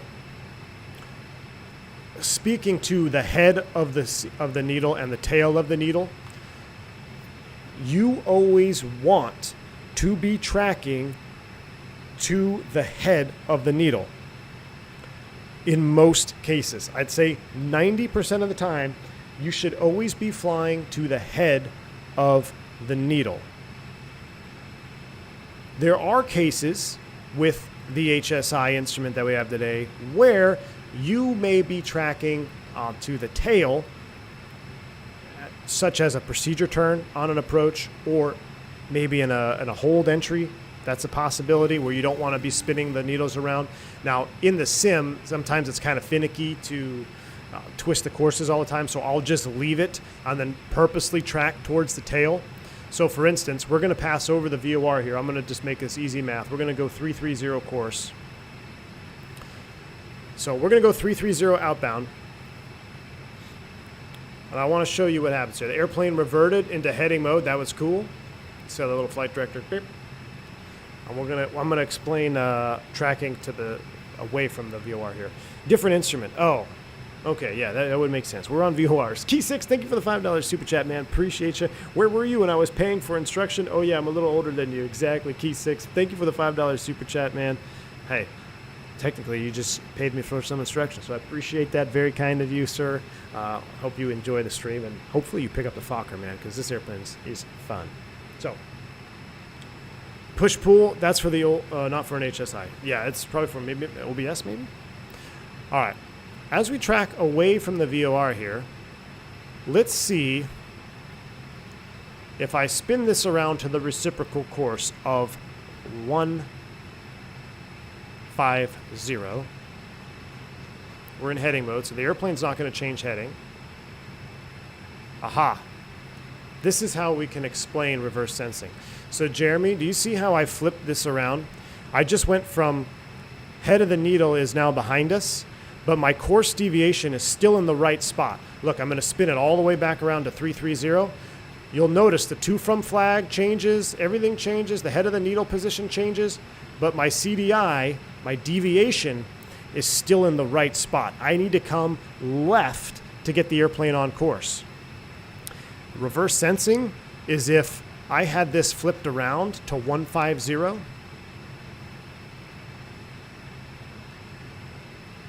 What would happen if we were getting reverse sensing, this CDI would be on the right side. And if it was on the right side, if I turned right, I would only get further and further away from the course because my course is on the left side. This HSI takes the position into account so you don't get reverse sensing on it. But if you had an OBS or an old school indicator, which I don't even think we have one on the FO side, we don't, you would get reverse sensing. But that's something you really don't have to worry about with an HSI, but you do need to be cognizant of it. But it's really a non-issue. Where you'll get confused is your position in space. So I'm saying, hey, I'm tracking the 330. I'm supposed to be tracking 330. Well, technically, if I'm heading over to the left here a little bit, I can get on the 330 radial, but this is not good practice because I'm flying away from the head of the needle. With an HSI, you always want to make sure your head of the needle is in the direction that you are flying, or at least wanting to fly. So I want to fly 330. I put the head of the needle there. Now I use my heading bug to get on course, and I have my from flag behind me. All right? So to from, flip, fly to the head of the needle, course line, looking good. All right? Is there OBS on PMDG DC6? There might be. There might be. Jeremy says I have to watch this over and over again because I can't see your cursor when you point to something. I'll be okay. I'm sorry, Jeremy. Yeah, and sometimes the cursor hides itself too, and I don't realize it, which is not cool. All right, let's get to some more fun stuff. Let's get to some flight maneuvers. So I'm actually going to do 360 on the heading. Now let's make it 090. Let's go this way. Now we're going to get into the maneuver part of this flight. All right, let's talk about a couple maneuvers we're going to do. So the first maneuver we're going to do is steep turns. Now, when we get into steep turn maneuver, why do we do steep turns? You've seen them on this channel before. I've done them on the Airbus. I have to do them in recurrent training still to this day, which is kind of crazy when you think about it. But steep turns are tested, and we do them as a proficiency item because it shows your understanding as a pilot of this aircraft. It shows your understandings of the aerodynamic behaviors you are imposing and that you are receiving on the airframe. So, real quick review. Lift. Lift goes up. If I were to look at this airplane, and we should be an X-plane for this, but there's no Fokker in X-plane. The lift vectors, if I were to look at this airplane right now, the lift vectors are going straight up and down, right? As I roll the airplane to the left or the right, what am I doing to the lift vector on this wing? I'm decreasing it. This wing is getting more lift. This wing is getting less lift. Because I've decreased lift, the total lift number is now less, meaning that at high angles of bank, which is why we got to do at least 40 degrees angle of bank in the steep turn maneuver, you need to compensate for the loss of total lift. What other lights do I have on out here? Oh, I have them all on. Let's turn those all off. We'll turn all these lights off here. How's our fuel, by the way? Fuel is still good. All right. So we need to compensate for the loss of total lift in the steep turn maneuver. And I highly recommend when you pick up this little Fokker tomorrow that you go up and don't just go A to B and do your first landing in a short field and heavy winds and crosswinds. Take off, do some pattern work, get a feel for the airplane, but more importantly, get up and do these maneuvers we're going to do. We're going to do steep turns, and then we're going to do stalls. Stalls are going to help you kind of understand how the airplane feels with your hardware and with the aerodynamics imposed on the airplane, whether you're completely dragged out, full flaps, gear, or you're clean, and how to recover from a stall should you get distracted on VATSIM trying to find a frequency and then end up having the stick shaker go off. How do you recover? So steep turns and stalls, that's what we're going to do next. Again, the purpose of the steep turn maneuver is to show that you understand the physical changes and aerodynamic properties that are going to happen. Decreasing of total lift means we need to compensate for that. How are we going to do that? There's two ways. We can add back pressure to the yoke, or we can do trim, or we can do what? Add thrust. Now, adding thrust, ironically, on a tail-mounted engine airplane is not as effective as one may think. Under-wing-mounted engines, such as the Airbus 737, pretty much everything else, it's not an RJ. When you add thrust, you get a pitch-up moment because the underslung engines. On the tail-mounted airplane, it is there, but not necessarily as efficient. Now, because we're rolling in and increasing our trim and back pressure, we're also going to increase a little bit of induced drag, meaning we will slow down if we don't add a little bit of thrust. So yes, we are going to add a little bit of thrust, but mostly with this maneuver, we're going to be using trim. I'll either use the trim wheel here or my you'll see my trim switches on the hats over here. So that's what we're going to go after on this first maneuver. And how we're going to do this is we're pretty much pitch and power is set for about 200 knots. So I'm going to leave that as is. What I'm going to do to help reference myself is I'm going to set the speed bug here just so I have an extra thing to look at. So if you look here, if I set the current indicated airspeed right here, this is your fast and slow gauge, which is pretty cool. It's based off of what you have bugged there. Just an added indicator in the cockpit. Dan86, thank you for giving us another 5 memberships here on the channel. I appreciate that. Too kind. Appreciate you. Very kind if you pick up a membership from Dan. Make sure you let him know you're appreciative of that. All right. So airplane is trimmed out. We're level flight. We're 10,000 feet, about 210 knots. We're going to do this maneuver clean. Once we level out here, I'm going to disengage the autopilot. We'll leave the yaw damper on. And then we'll start the maneuver. We'll go to the right first. We'll go to 270, and then we'll come back. Now, one thing I forgot to mention, very important. As we roll into this turn, and we add all this stuff, right? We add our trim, we add a little back pressure, we add a little power. That is going to keep the airplane level, theoretically, in the 45-degree angle of bank. What happens as I roll back to wings level? What's going to happen to my lift vectors? They're going to go equal again, theoretically. Meaning our total lift value is going to be greater than it was when we were in the steep turn. So the airplane should, if the flight model is modeled properly, it should have an increase in, or should want to climb as you roll wings level. And I'll tell you right now, it does. So here we go. Do I think the Fokker is worth the money? Absolutely.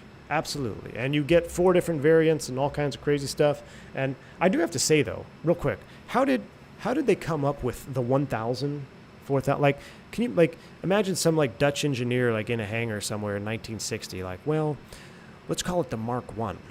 And then someone's like, they might mistake that for Mach 1. Oh, yeah, good point. What do you think, Jim? What about Mark 100? Nah. Tim's like, let's do Mark 1000. Like, where did 1,000 come from? Is there? I was trying to find that in Wikipedia, like 1,000. Oh, now we're gonna make the Mark 2,000, 3,000. Anyway, here we go. Doesn't matter. Autopilot is off.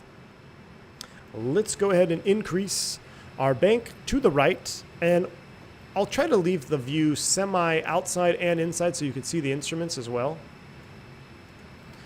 So here we go. I'm gonna make sure my this is out of the way. All right, roll it in. Now, as I roll in, I'm going to add a little trim. See, look at the vertical speed wants to go down. So I got to add a little back pressure, a little bit of trim. Bank angle, that's normal. Lock it in now. So I've got it locked in. I'm climbing just a little bit to get back to right about 10,000 feet. We're nice and trimmed out. Look at that.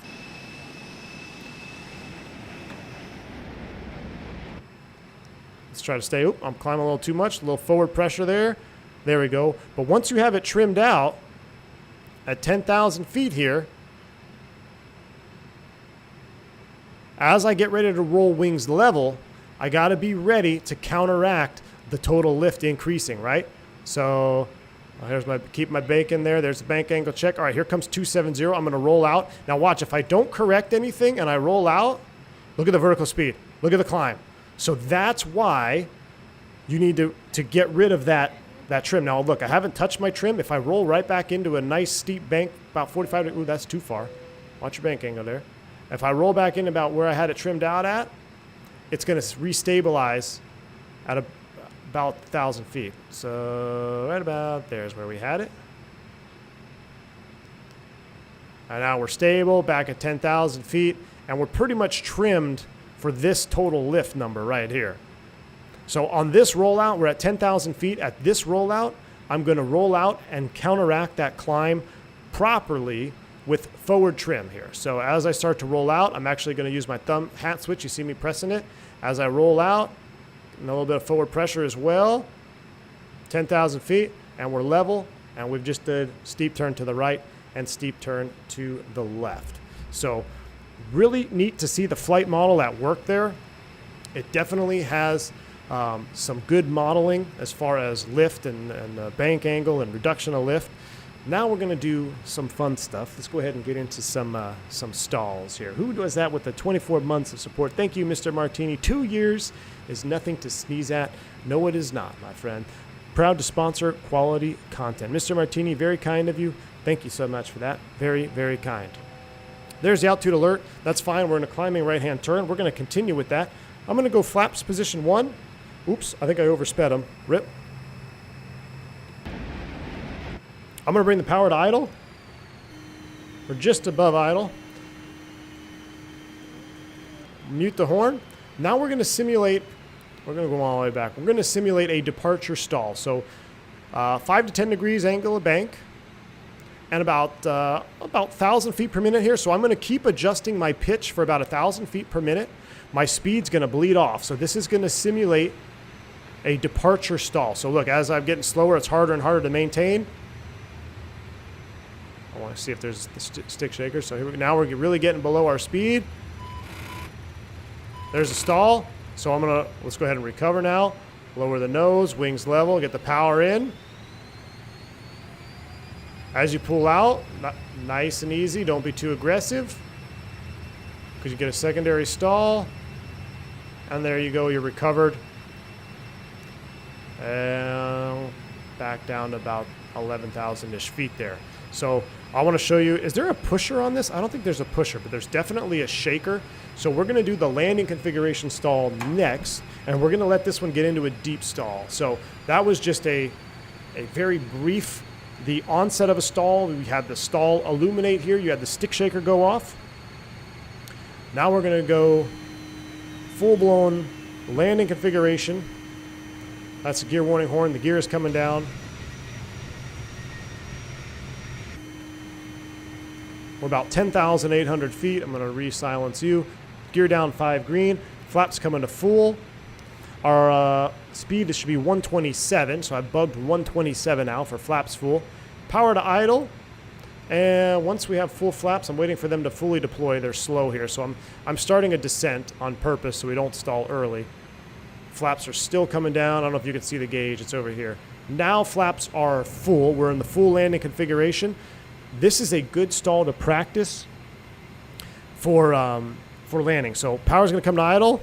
I'll watch this. This is where you definitely get a secondary stall. So I go to flare. Boom. Now try to stay super coordinated here. And we are completely stalled.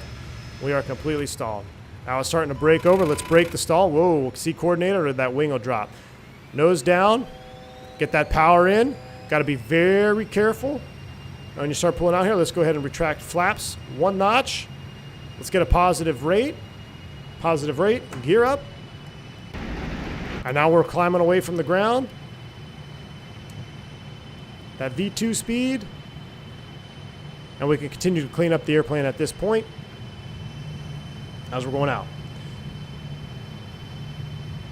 Is a secondary the same as a high-speed stall? Madmatic, it's an accelerated stall. So we didn't get into it on that one, but we're going to do it right now. I'm going to intentionally secondary stall the airplane. So what we're going to do is I'm going to just do it. I don't want to wait for the gear to come all the way back down.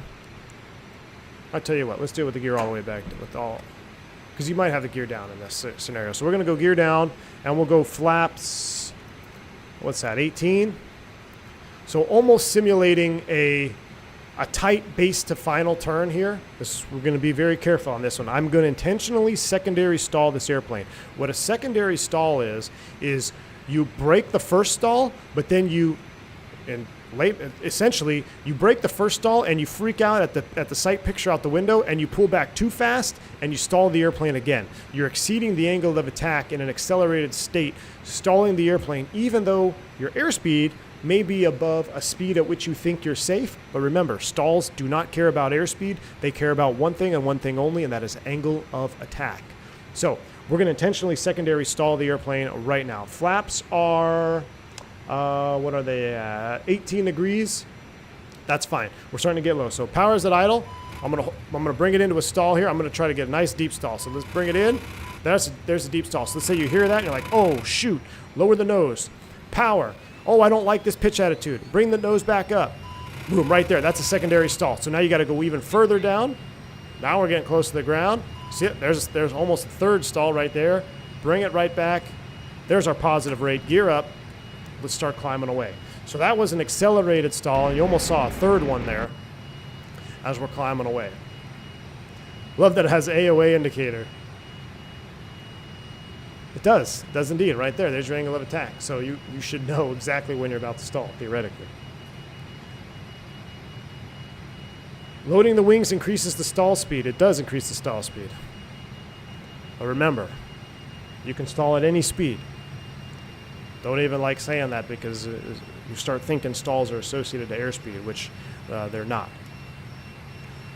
All right. Let's see. So we've done our accelerated stall. We've done a clean stall. I kind of want to try to do an uncoordinated stall here. I want to see what happens, but I also don't want to crash. So we're at 8,000 feet. We're flaps 18. The gear is up, so it's not the worst configuration possible. Let's intentionally do something that you're not supposed to do. So we're going to bring it into a stall, and we're going to uncoordinate the airplane. We're going to uncoordinate the stall, which theoretically is very, very not good. You could throw it into a spin. You could break it. Speed. Oh, my chair's rolling back. Speed. Oh, boy. Speed. And there she goes. Okay, recover. So lower the nose. Speed. Lower the nose. Now get wings level. Power's in. Watch the secondary stall. Watch the secondary stall. Now our power's getting fast. Bring it back. Positive rate. Gears up, and we're climbing away. We're at 20 degrees pitch. We may start bringing it back down. Okay, so that was actually kind of scary because I was trying to be uncoordinated, and then my chair rolled back, and as my chair rolled back, I added bank. And when I added bank, airplane's like, see ya, and dipped over. And that was a pretty aggressive recovery. So it does have some really nice flight modeling in it. Let me go ahead and fix this. All right. I think my chairs are fixed. Back to full screen cam.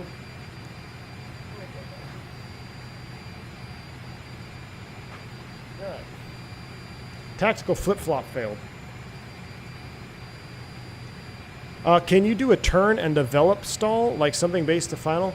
So the reason why I bring up base to final is that's where stalling, you will see, and that's the second most likely point that you're going to find an accelerated stall, because as you're rolling in, what are you doing to this right wing? You're reducing lift, you're increasing your AOA on the opposite wing, and if you are, say you're fixated out over the right hand side trying to make a nice tight turn to final, and you keep pulling back on the yoke, your airspeed bleeds off, you could get uncoordinated and you could stall the airplane. And if you're uncoordinated in a stall, the airplane is going to enter a spin, or at least attempt to enter a spin, depending on the aerodynamic properties of that specific airplane. And if you're low to the ground, which you are, base to final, it's very, very dangerous. That has killed many of private pilots. It's killed many of commercial pilots. It has definitely taken some pilots out of the game for real. So you got to be very careful of that. That's typically not something you deal with flying airliners around, because rarely are you getting those base to final turns in tight like that. You're typically getting a vectored, or you're on a published approach procedure. All right, coffee break.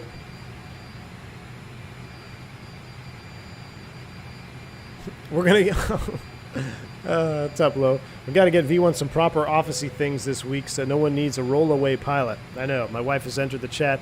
Yes, we have a better, she bought a better office chair, but she left it, she said it has to stay at the house. So I still have the rolly chair, and it is definitely a hazard. So, Aviator Nick, appreciate you. 13 months membership. Wish I had discovered your channel earlier, but nevertheless, it has been 13 months of quality content. Hey, Aviator Nick, appreciate the support. I'm glad you're enjoying it. And let's go ahead and get this airplane on the ground now in Tucson, should we?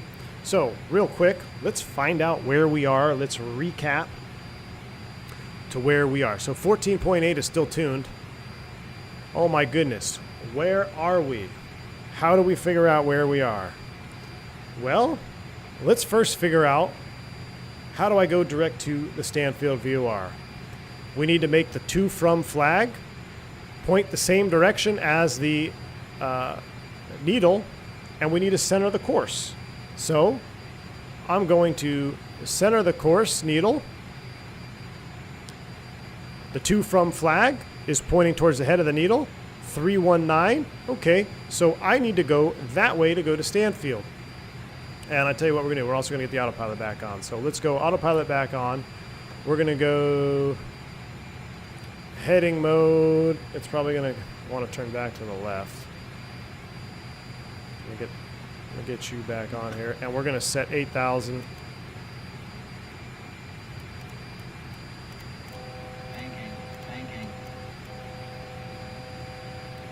Whoa, are we untrimmed? Autopilot freaked out there for a second.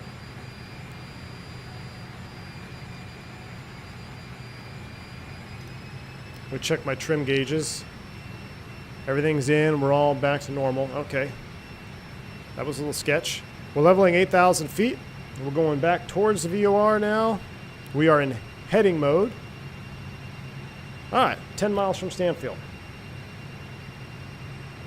Hopefully nothing's broken. Can we beam capture? Yep, we can beam capture, going right back to Stanfield VOR. Let's get our speed up a little bit.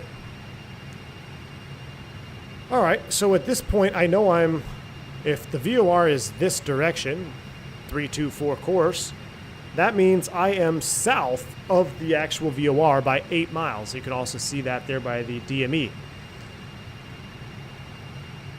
So we need to figure out how to get back on our radial. So I need to track Stanfield outbound. I need to track the 133 outbound to get over here to Baser intersection. So since we're in, let's go back to heading mode. Heading mode selected. And I'm going to dial in the 133 course line. And we're going to get back on this radial. 133. So I'm going to turn away from the VOR. And I'm going to set myself up with an intercept heading. You can see our mileage is pretty close here, so I don't want to be... I'm probably going to fly through this VOR course because we're so close. So I want 330. I'm sorry, 1133, not 330. I want 133. We're flying past that radial now, so I know I need to keep turning. I even need to go past the radial, probably now 150, 160 intercept angle to get established on that 133 radial outbound. Why the airplane is doing that, let's get ready to set up for the Tucson VOR on 1160. So I'm going to set 1160 on nav 2. And it looks like we just picked up nav 2. I can tell by the ADF VOR finder over here. You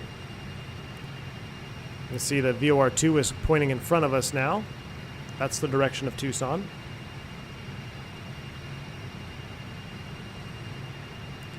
We can probably go a little bit faster. Are our flaps up? They're not. Let's go ahead and clean up the airplane. That's always a good technique. Clean up the airplane after you get done messing with it. The humans are up. Break over. Take it easy, though. I'm surprised they're awake already. But the splash pad keeps them pretty tired.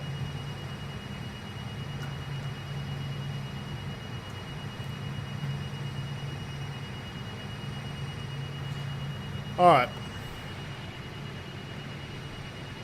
Where are we at here? We are going to intercept this radial. So course is alive. Don't be too aggressive. Come back a little bit. I didn't see that was alive. So we're rejoining this course.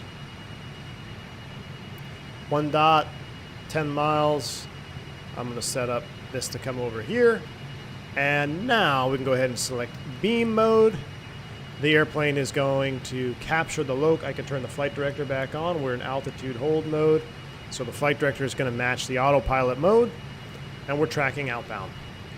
All right. With us tracking outbound on the 133, Baser intersection is at 24.5 miles. At 24.5, I need to track inbound to the Tucson VOR. How are we going to do that? So let's zoom it in. Oh, whoa, what happened there?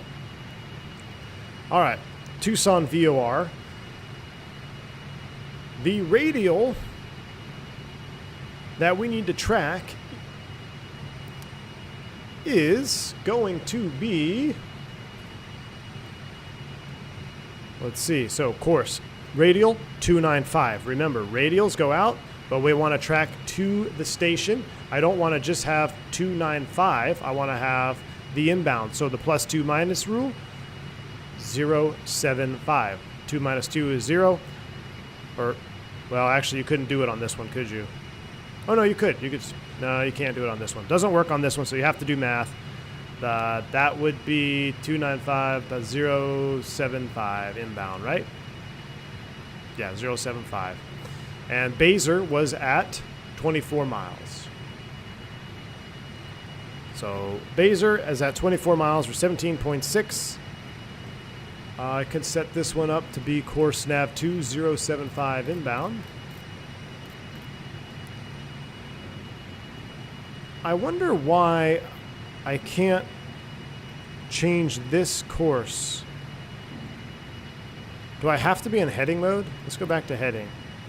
Oh, now we're going a little too fast. Bring it back. It'd be the 115. Thank you. Math. 115. So if I... That's weird. So... I'm looking at the first officer's HSI. I was hoping that I could change his course. I guess I can, but it depends all on what we're tracking. So if I select nav 2, you could see we need to be 115, not 075, 115.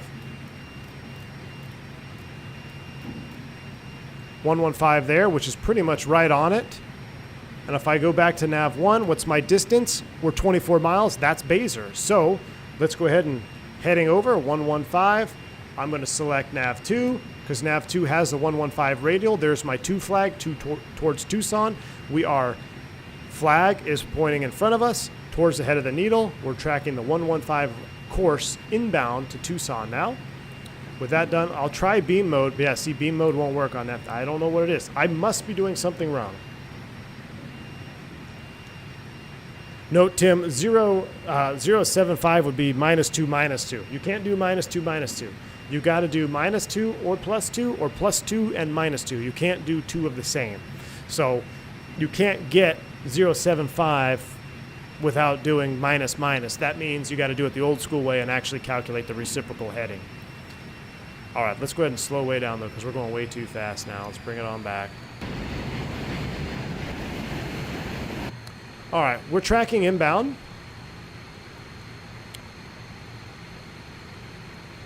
At Mava intersection, we need to fly heading 075 to intercept the localizer course.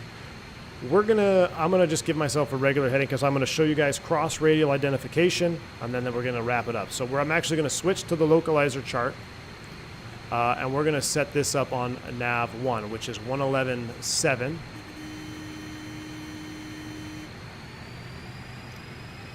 So we are nav 2, so nav 1 I'm gonna set up for the localizer now. I'm gonna set this up to 111.7.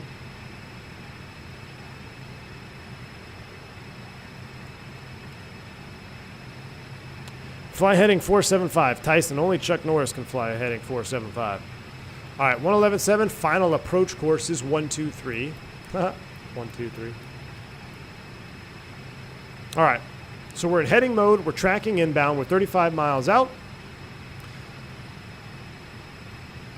And roughly, so what VOR is this? This is Ryan VOR. So we are going to do a cross radial identification for these waypoints. As we intercept this course, we're going to use these radials off the... Oh, no, those aren't radials. Disregard, we can't do it. That's an NDB. Can we tune it? Let's just see real quick if we can tune 338. I wonder if it'll work. The problem is... ADF 338.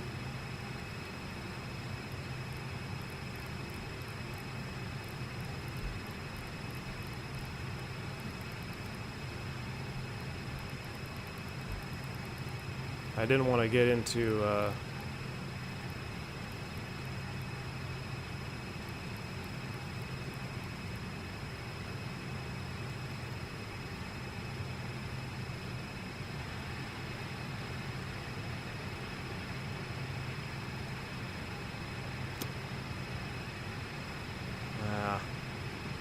I didn't want to get into ADF today because of this.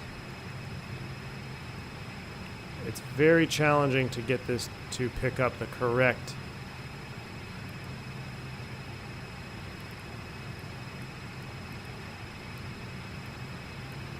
Yeah, we're going to skip it. We're going to skip that part. That's all right. Let's get back to our VOR tutorial here. So inbound on the Dingo 5, I think we're well past our fix now. Mava, 075 to intercept the localizer. So I know we're past that, so let's go ahead and select heading 075. And we're going to set up for a loc. I'm going to pull back to nav 1, 123 course. Ironically, we still have DME, which is good. But we're flagged out, meaning we don't have any tracking. I'm on 334.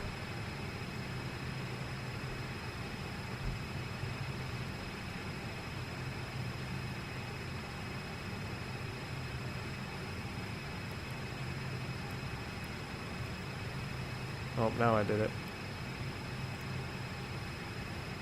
It may be decommissioned anyway in the sim. Oh. Hold on. I had it.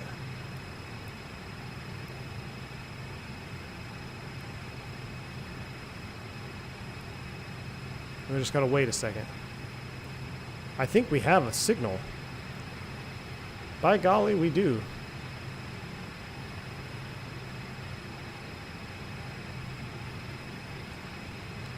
Well, that's gonna have to be for a different stream because we just flew past the localizer course. Just come back around.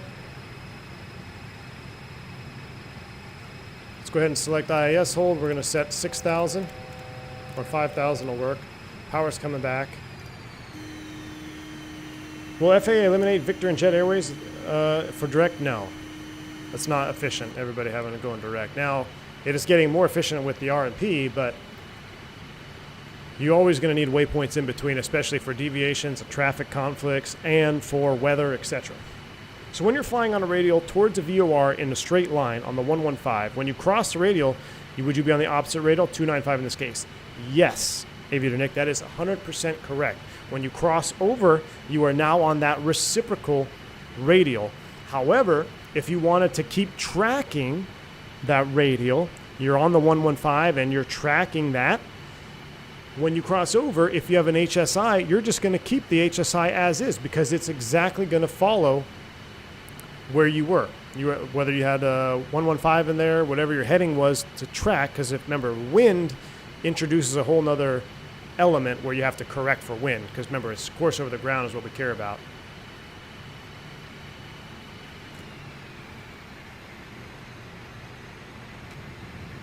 Jack Weatherford, appreciate it.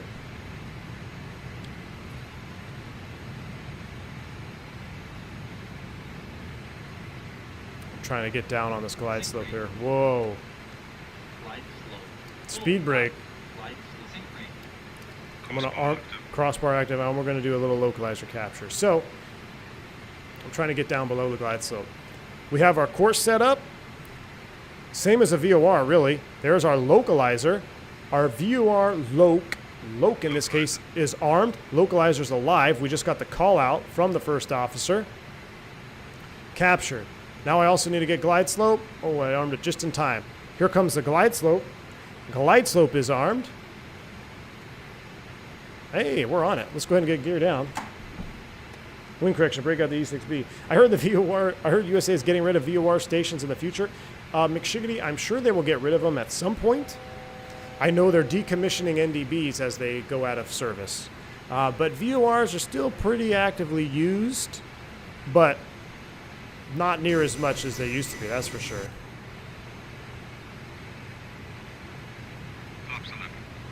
Flaps 11 selected.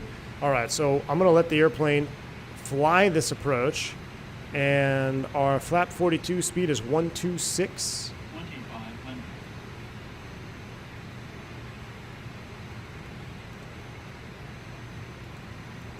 Oh, I lost the NDB. Oh no, I didn't. It's getting stronger. Why don't I get a ADF on 1? Well, I'm not going to get into that Speed.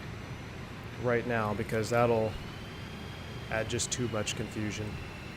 All right, 126 is bugged. Airplane is doing a good job flying the ILS here. Flaps 25. Now that it's finally caught up.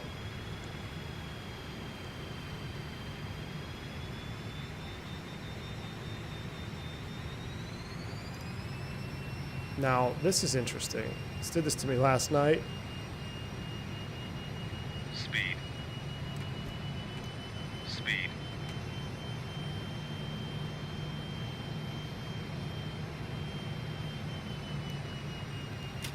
Must have just got too slow or something. It did that to me last night. Autopilot's off. We'll reconnect here. Let's bring her in for a nice landing. One thing I will stress too after the fire hose of discussions today, if at any point you're flying your Fokker around tomorrow and the autopilot starts doing something weird or the airplane starts doing something weird, disconnect it and hand fly it. Ryan Field west of Tucson still has an NDB. Joe Johnson, I remember flying over Ryan Field quite a bit. I think we used to go down there for NDB training. Speed. I know, I'm trying to catch up to the glide slope. Speed. My FO needs to calm down. Speed. We're 2 knots slow, my friend.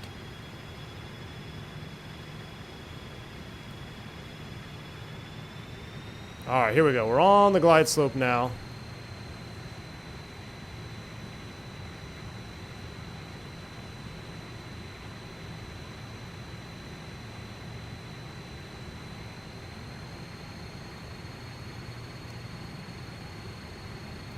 On glide slope, we're trimmed out. I mean, look, once you get it trimmed out,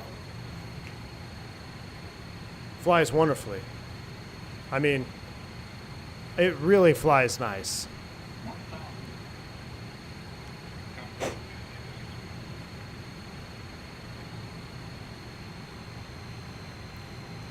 All right, 1,000 feet, we're stable. Gear is down 5, green. Flaps 42, indicating. Oh, lift dumpers are armed. And we're good to go. If it don't look good going down, you can always go around. That's right, McShiggity pilot.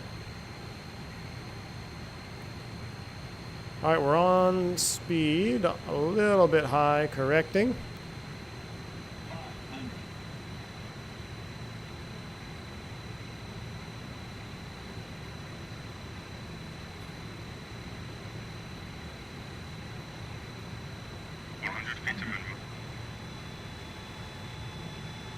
So, about 100 feet. Speed brake out. Don't you worry about that glide slope.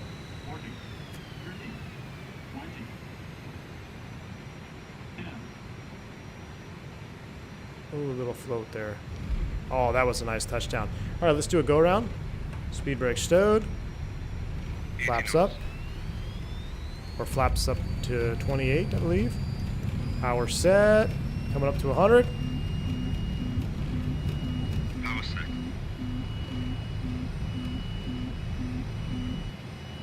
Positive rate. Gear up.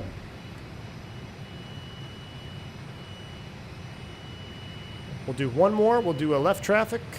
We'll come right back around.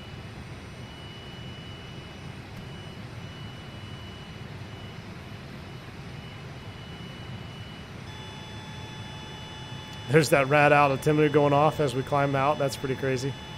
Imagine having to listen to that every day, 5 legs, 5 days in a row.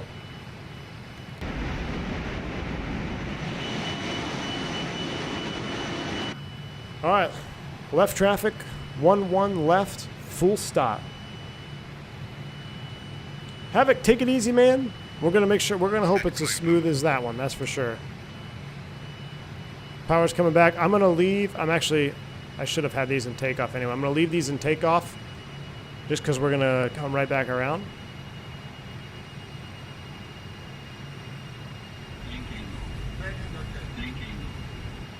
Thanks for the back to the basics today. Great stuff. Thanks, Mike P. Appreciate that $10 bank angle check, man. Very kind of you. Thank you, sir.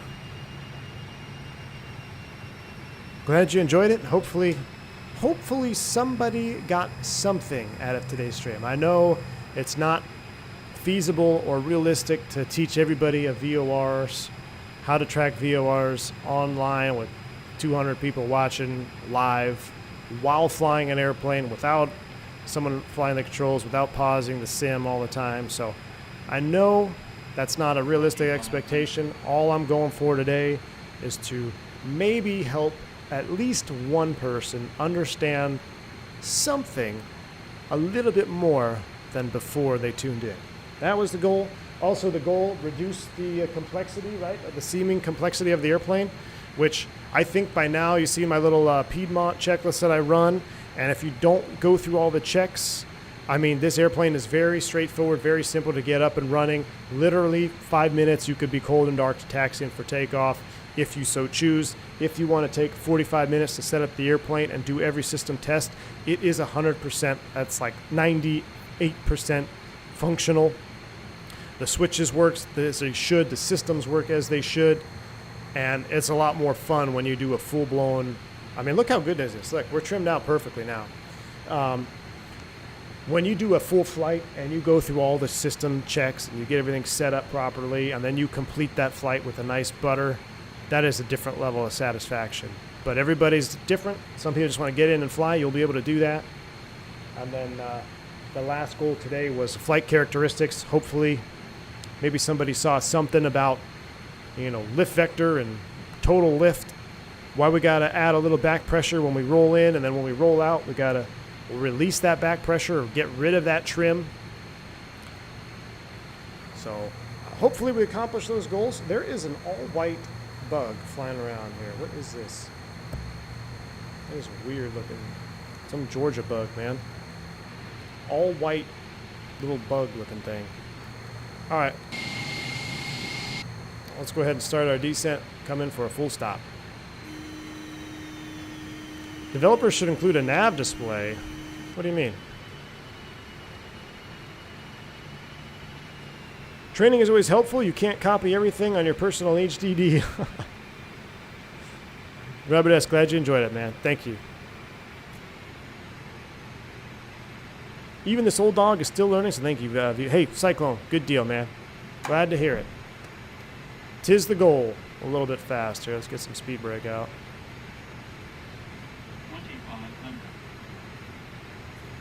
Oh, I should get a flight recorder for this one. Oh, no, I don't want to launch that. Ah, I know I'm not looking at my sim. I can hear all kinds of stuff going on. Okay, recording's on.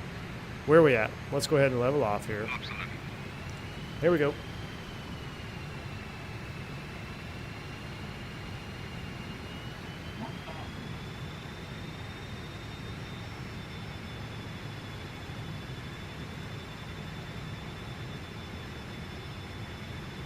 Wow, it's bumpy down here in the mountains. That's Phoenix, Tucson. Definitely. We got way low here.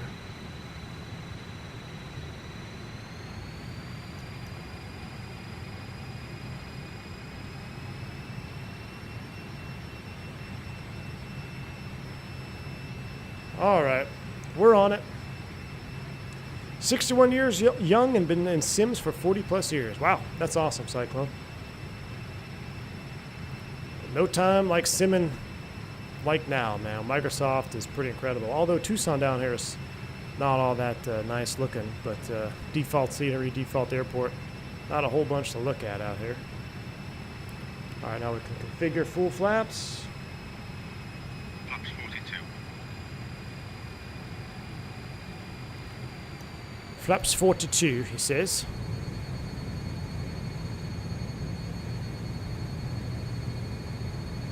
I'm picking up the Fokker and landing at Sedona. Nice, Coyote. Good deal, man. Hey, that was the first place I took my now wife on our first date. I flew her to Sedona. Ah, watch the speed there. I thought we had the glide slope. We don't. 124 is our VREF. On speed, gear down, 42. Do I need to rearm them? I do. Lift dumpers are rearmed. I should stow those.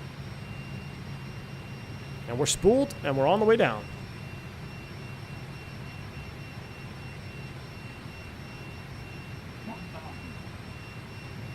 None shall pass. I know, man. I'm over reading your message. Yeah, as simmers don't really know what they want, man. I'd say the majority of simmers don't know what they want. We're high. Let's go ahead and start coming down. Yeah, we want super high, study level, realistic airplanes, and then when they're developed, they're like, oh, I can't fly it until there's the GPS in there. Yep, I know what you mean, man.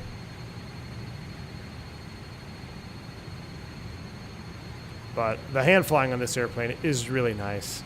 As long as you respect the drag curve and you respect, you know, the power performance of this airplane, she's gonna treat you nice. 100 feet to minimum. All right, brakes are out, gear is down. Looking good. Minimum. Nice and stable.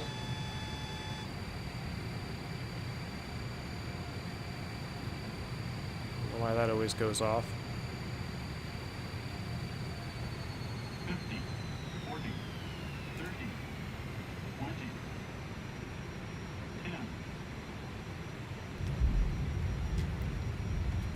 lift dump is.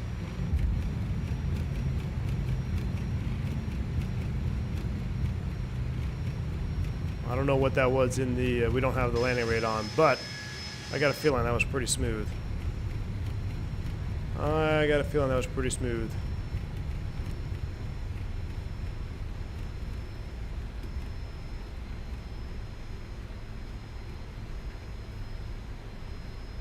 All right. Clean it up. We'll watch that replay. Ooh, I gotta use the tiller. Ooh, I love this default Tucson. This is a really good airport here. I think there is a one on the Flight Sim too I could have picked up, but I can't even access the ramp where I wanted to park. We'll go over here. We're gonna cut across. Don't mind these taxiway signs. We're going over here to the ramp. We are not a live flight. We were a test flight today for Fokker. We have successfully completed our test flight. We're going to park over here on the hard stand. We're going to watch a replay.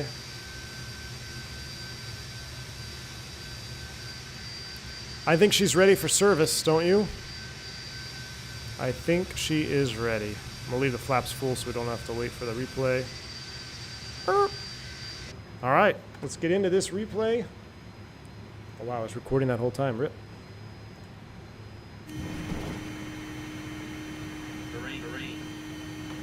Let the sim load in. We'll look out this view here.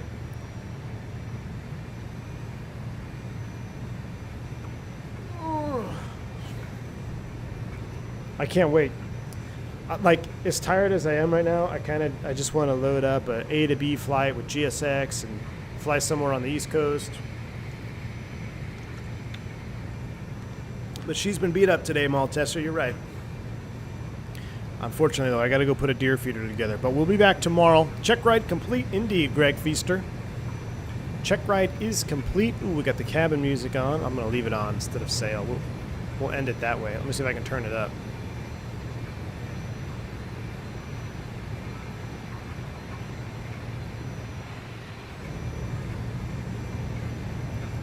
Gosh, that wing view, though, man. Justflight, whoever did your wing textures, your wing model, whoever did it, they have absolutely crushed it.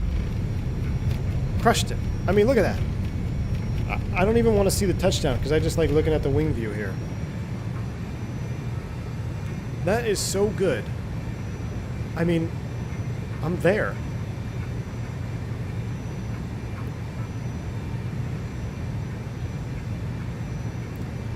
All right, let's see how we did here on touchdown.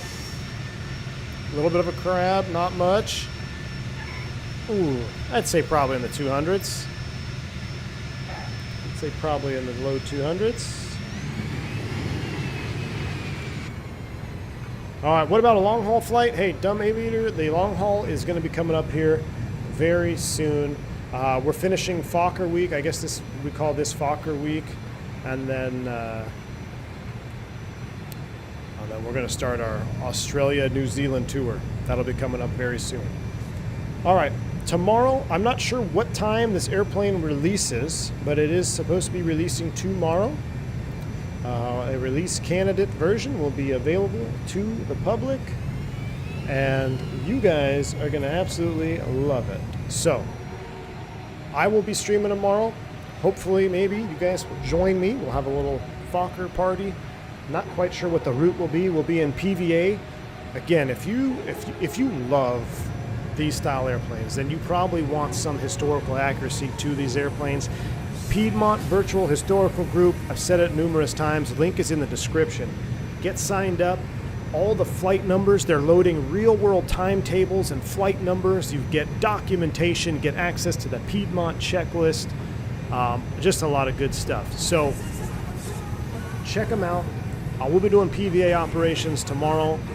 Until then, stay safe, stay healthy. I'll see you tomorrow, you little Fokkers. See you.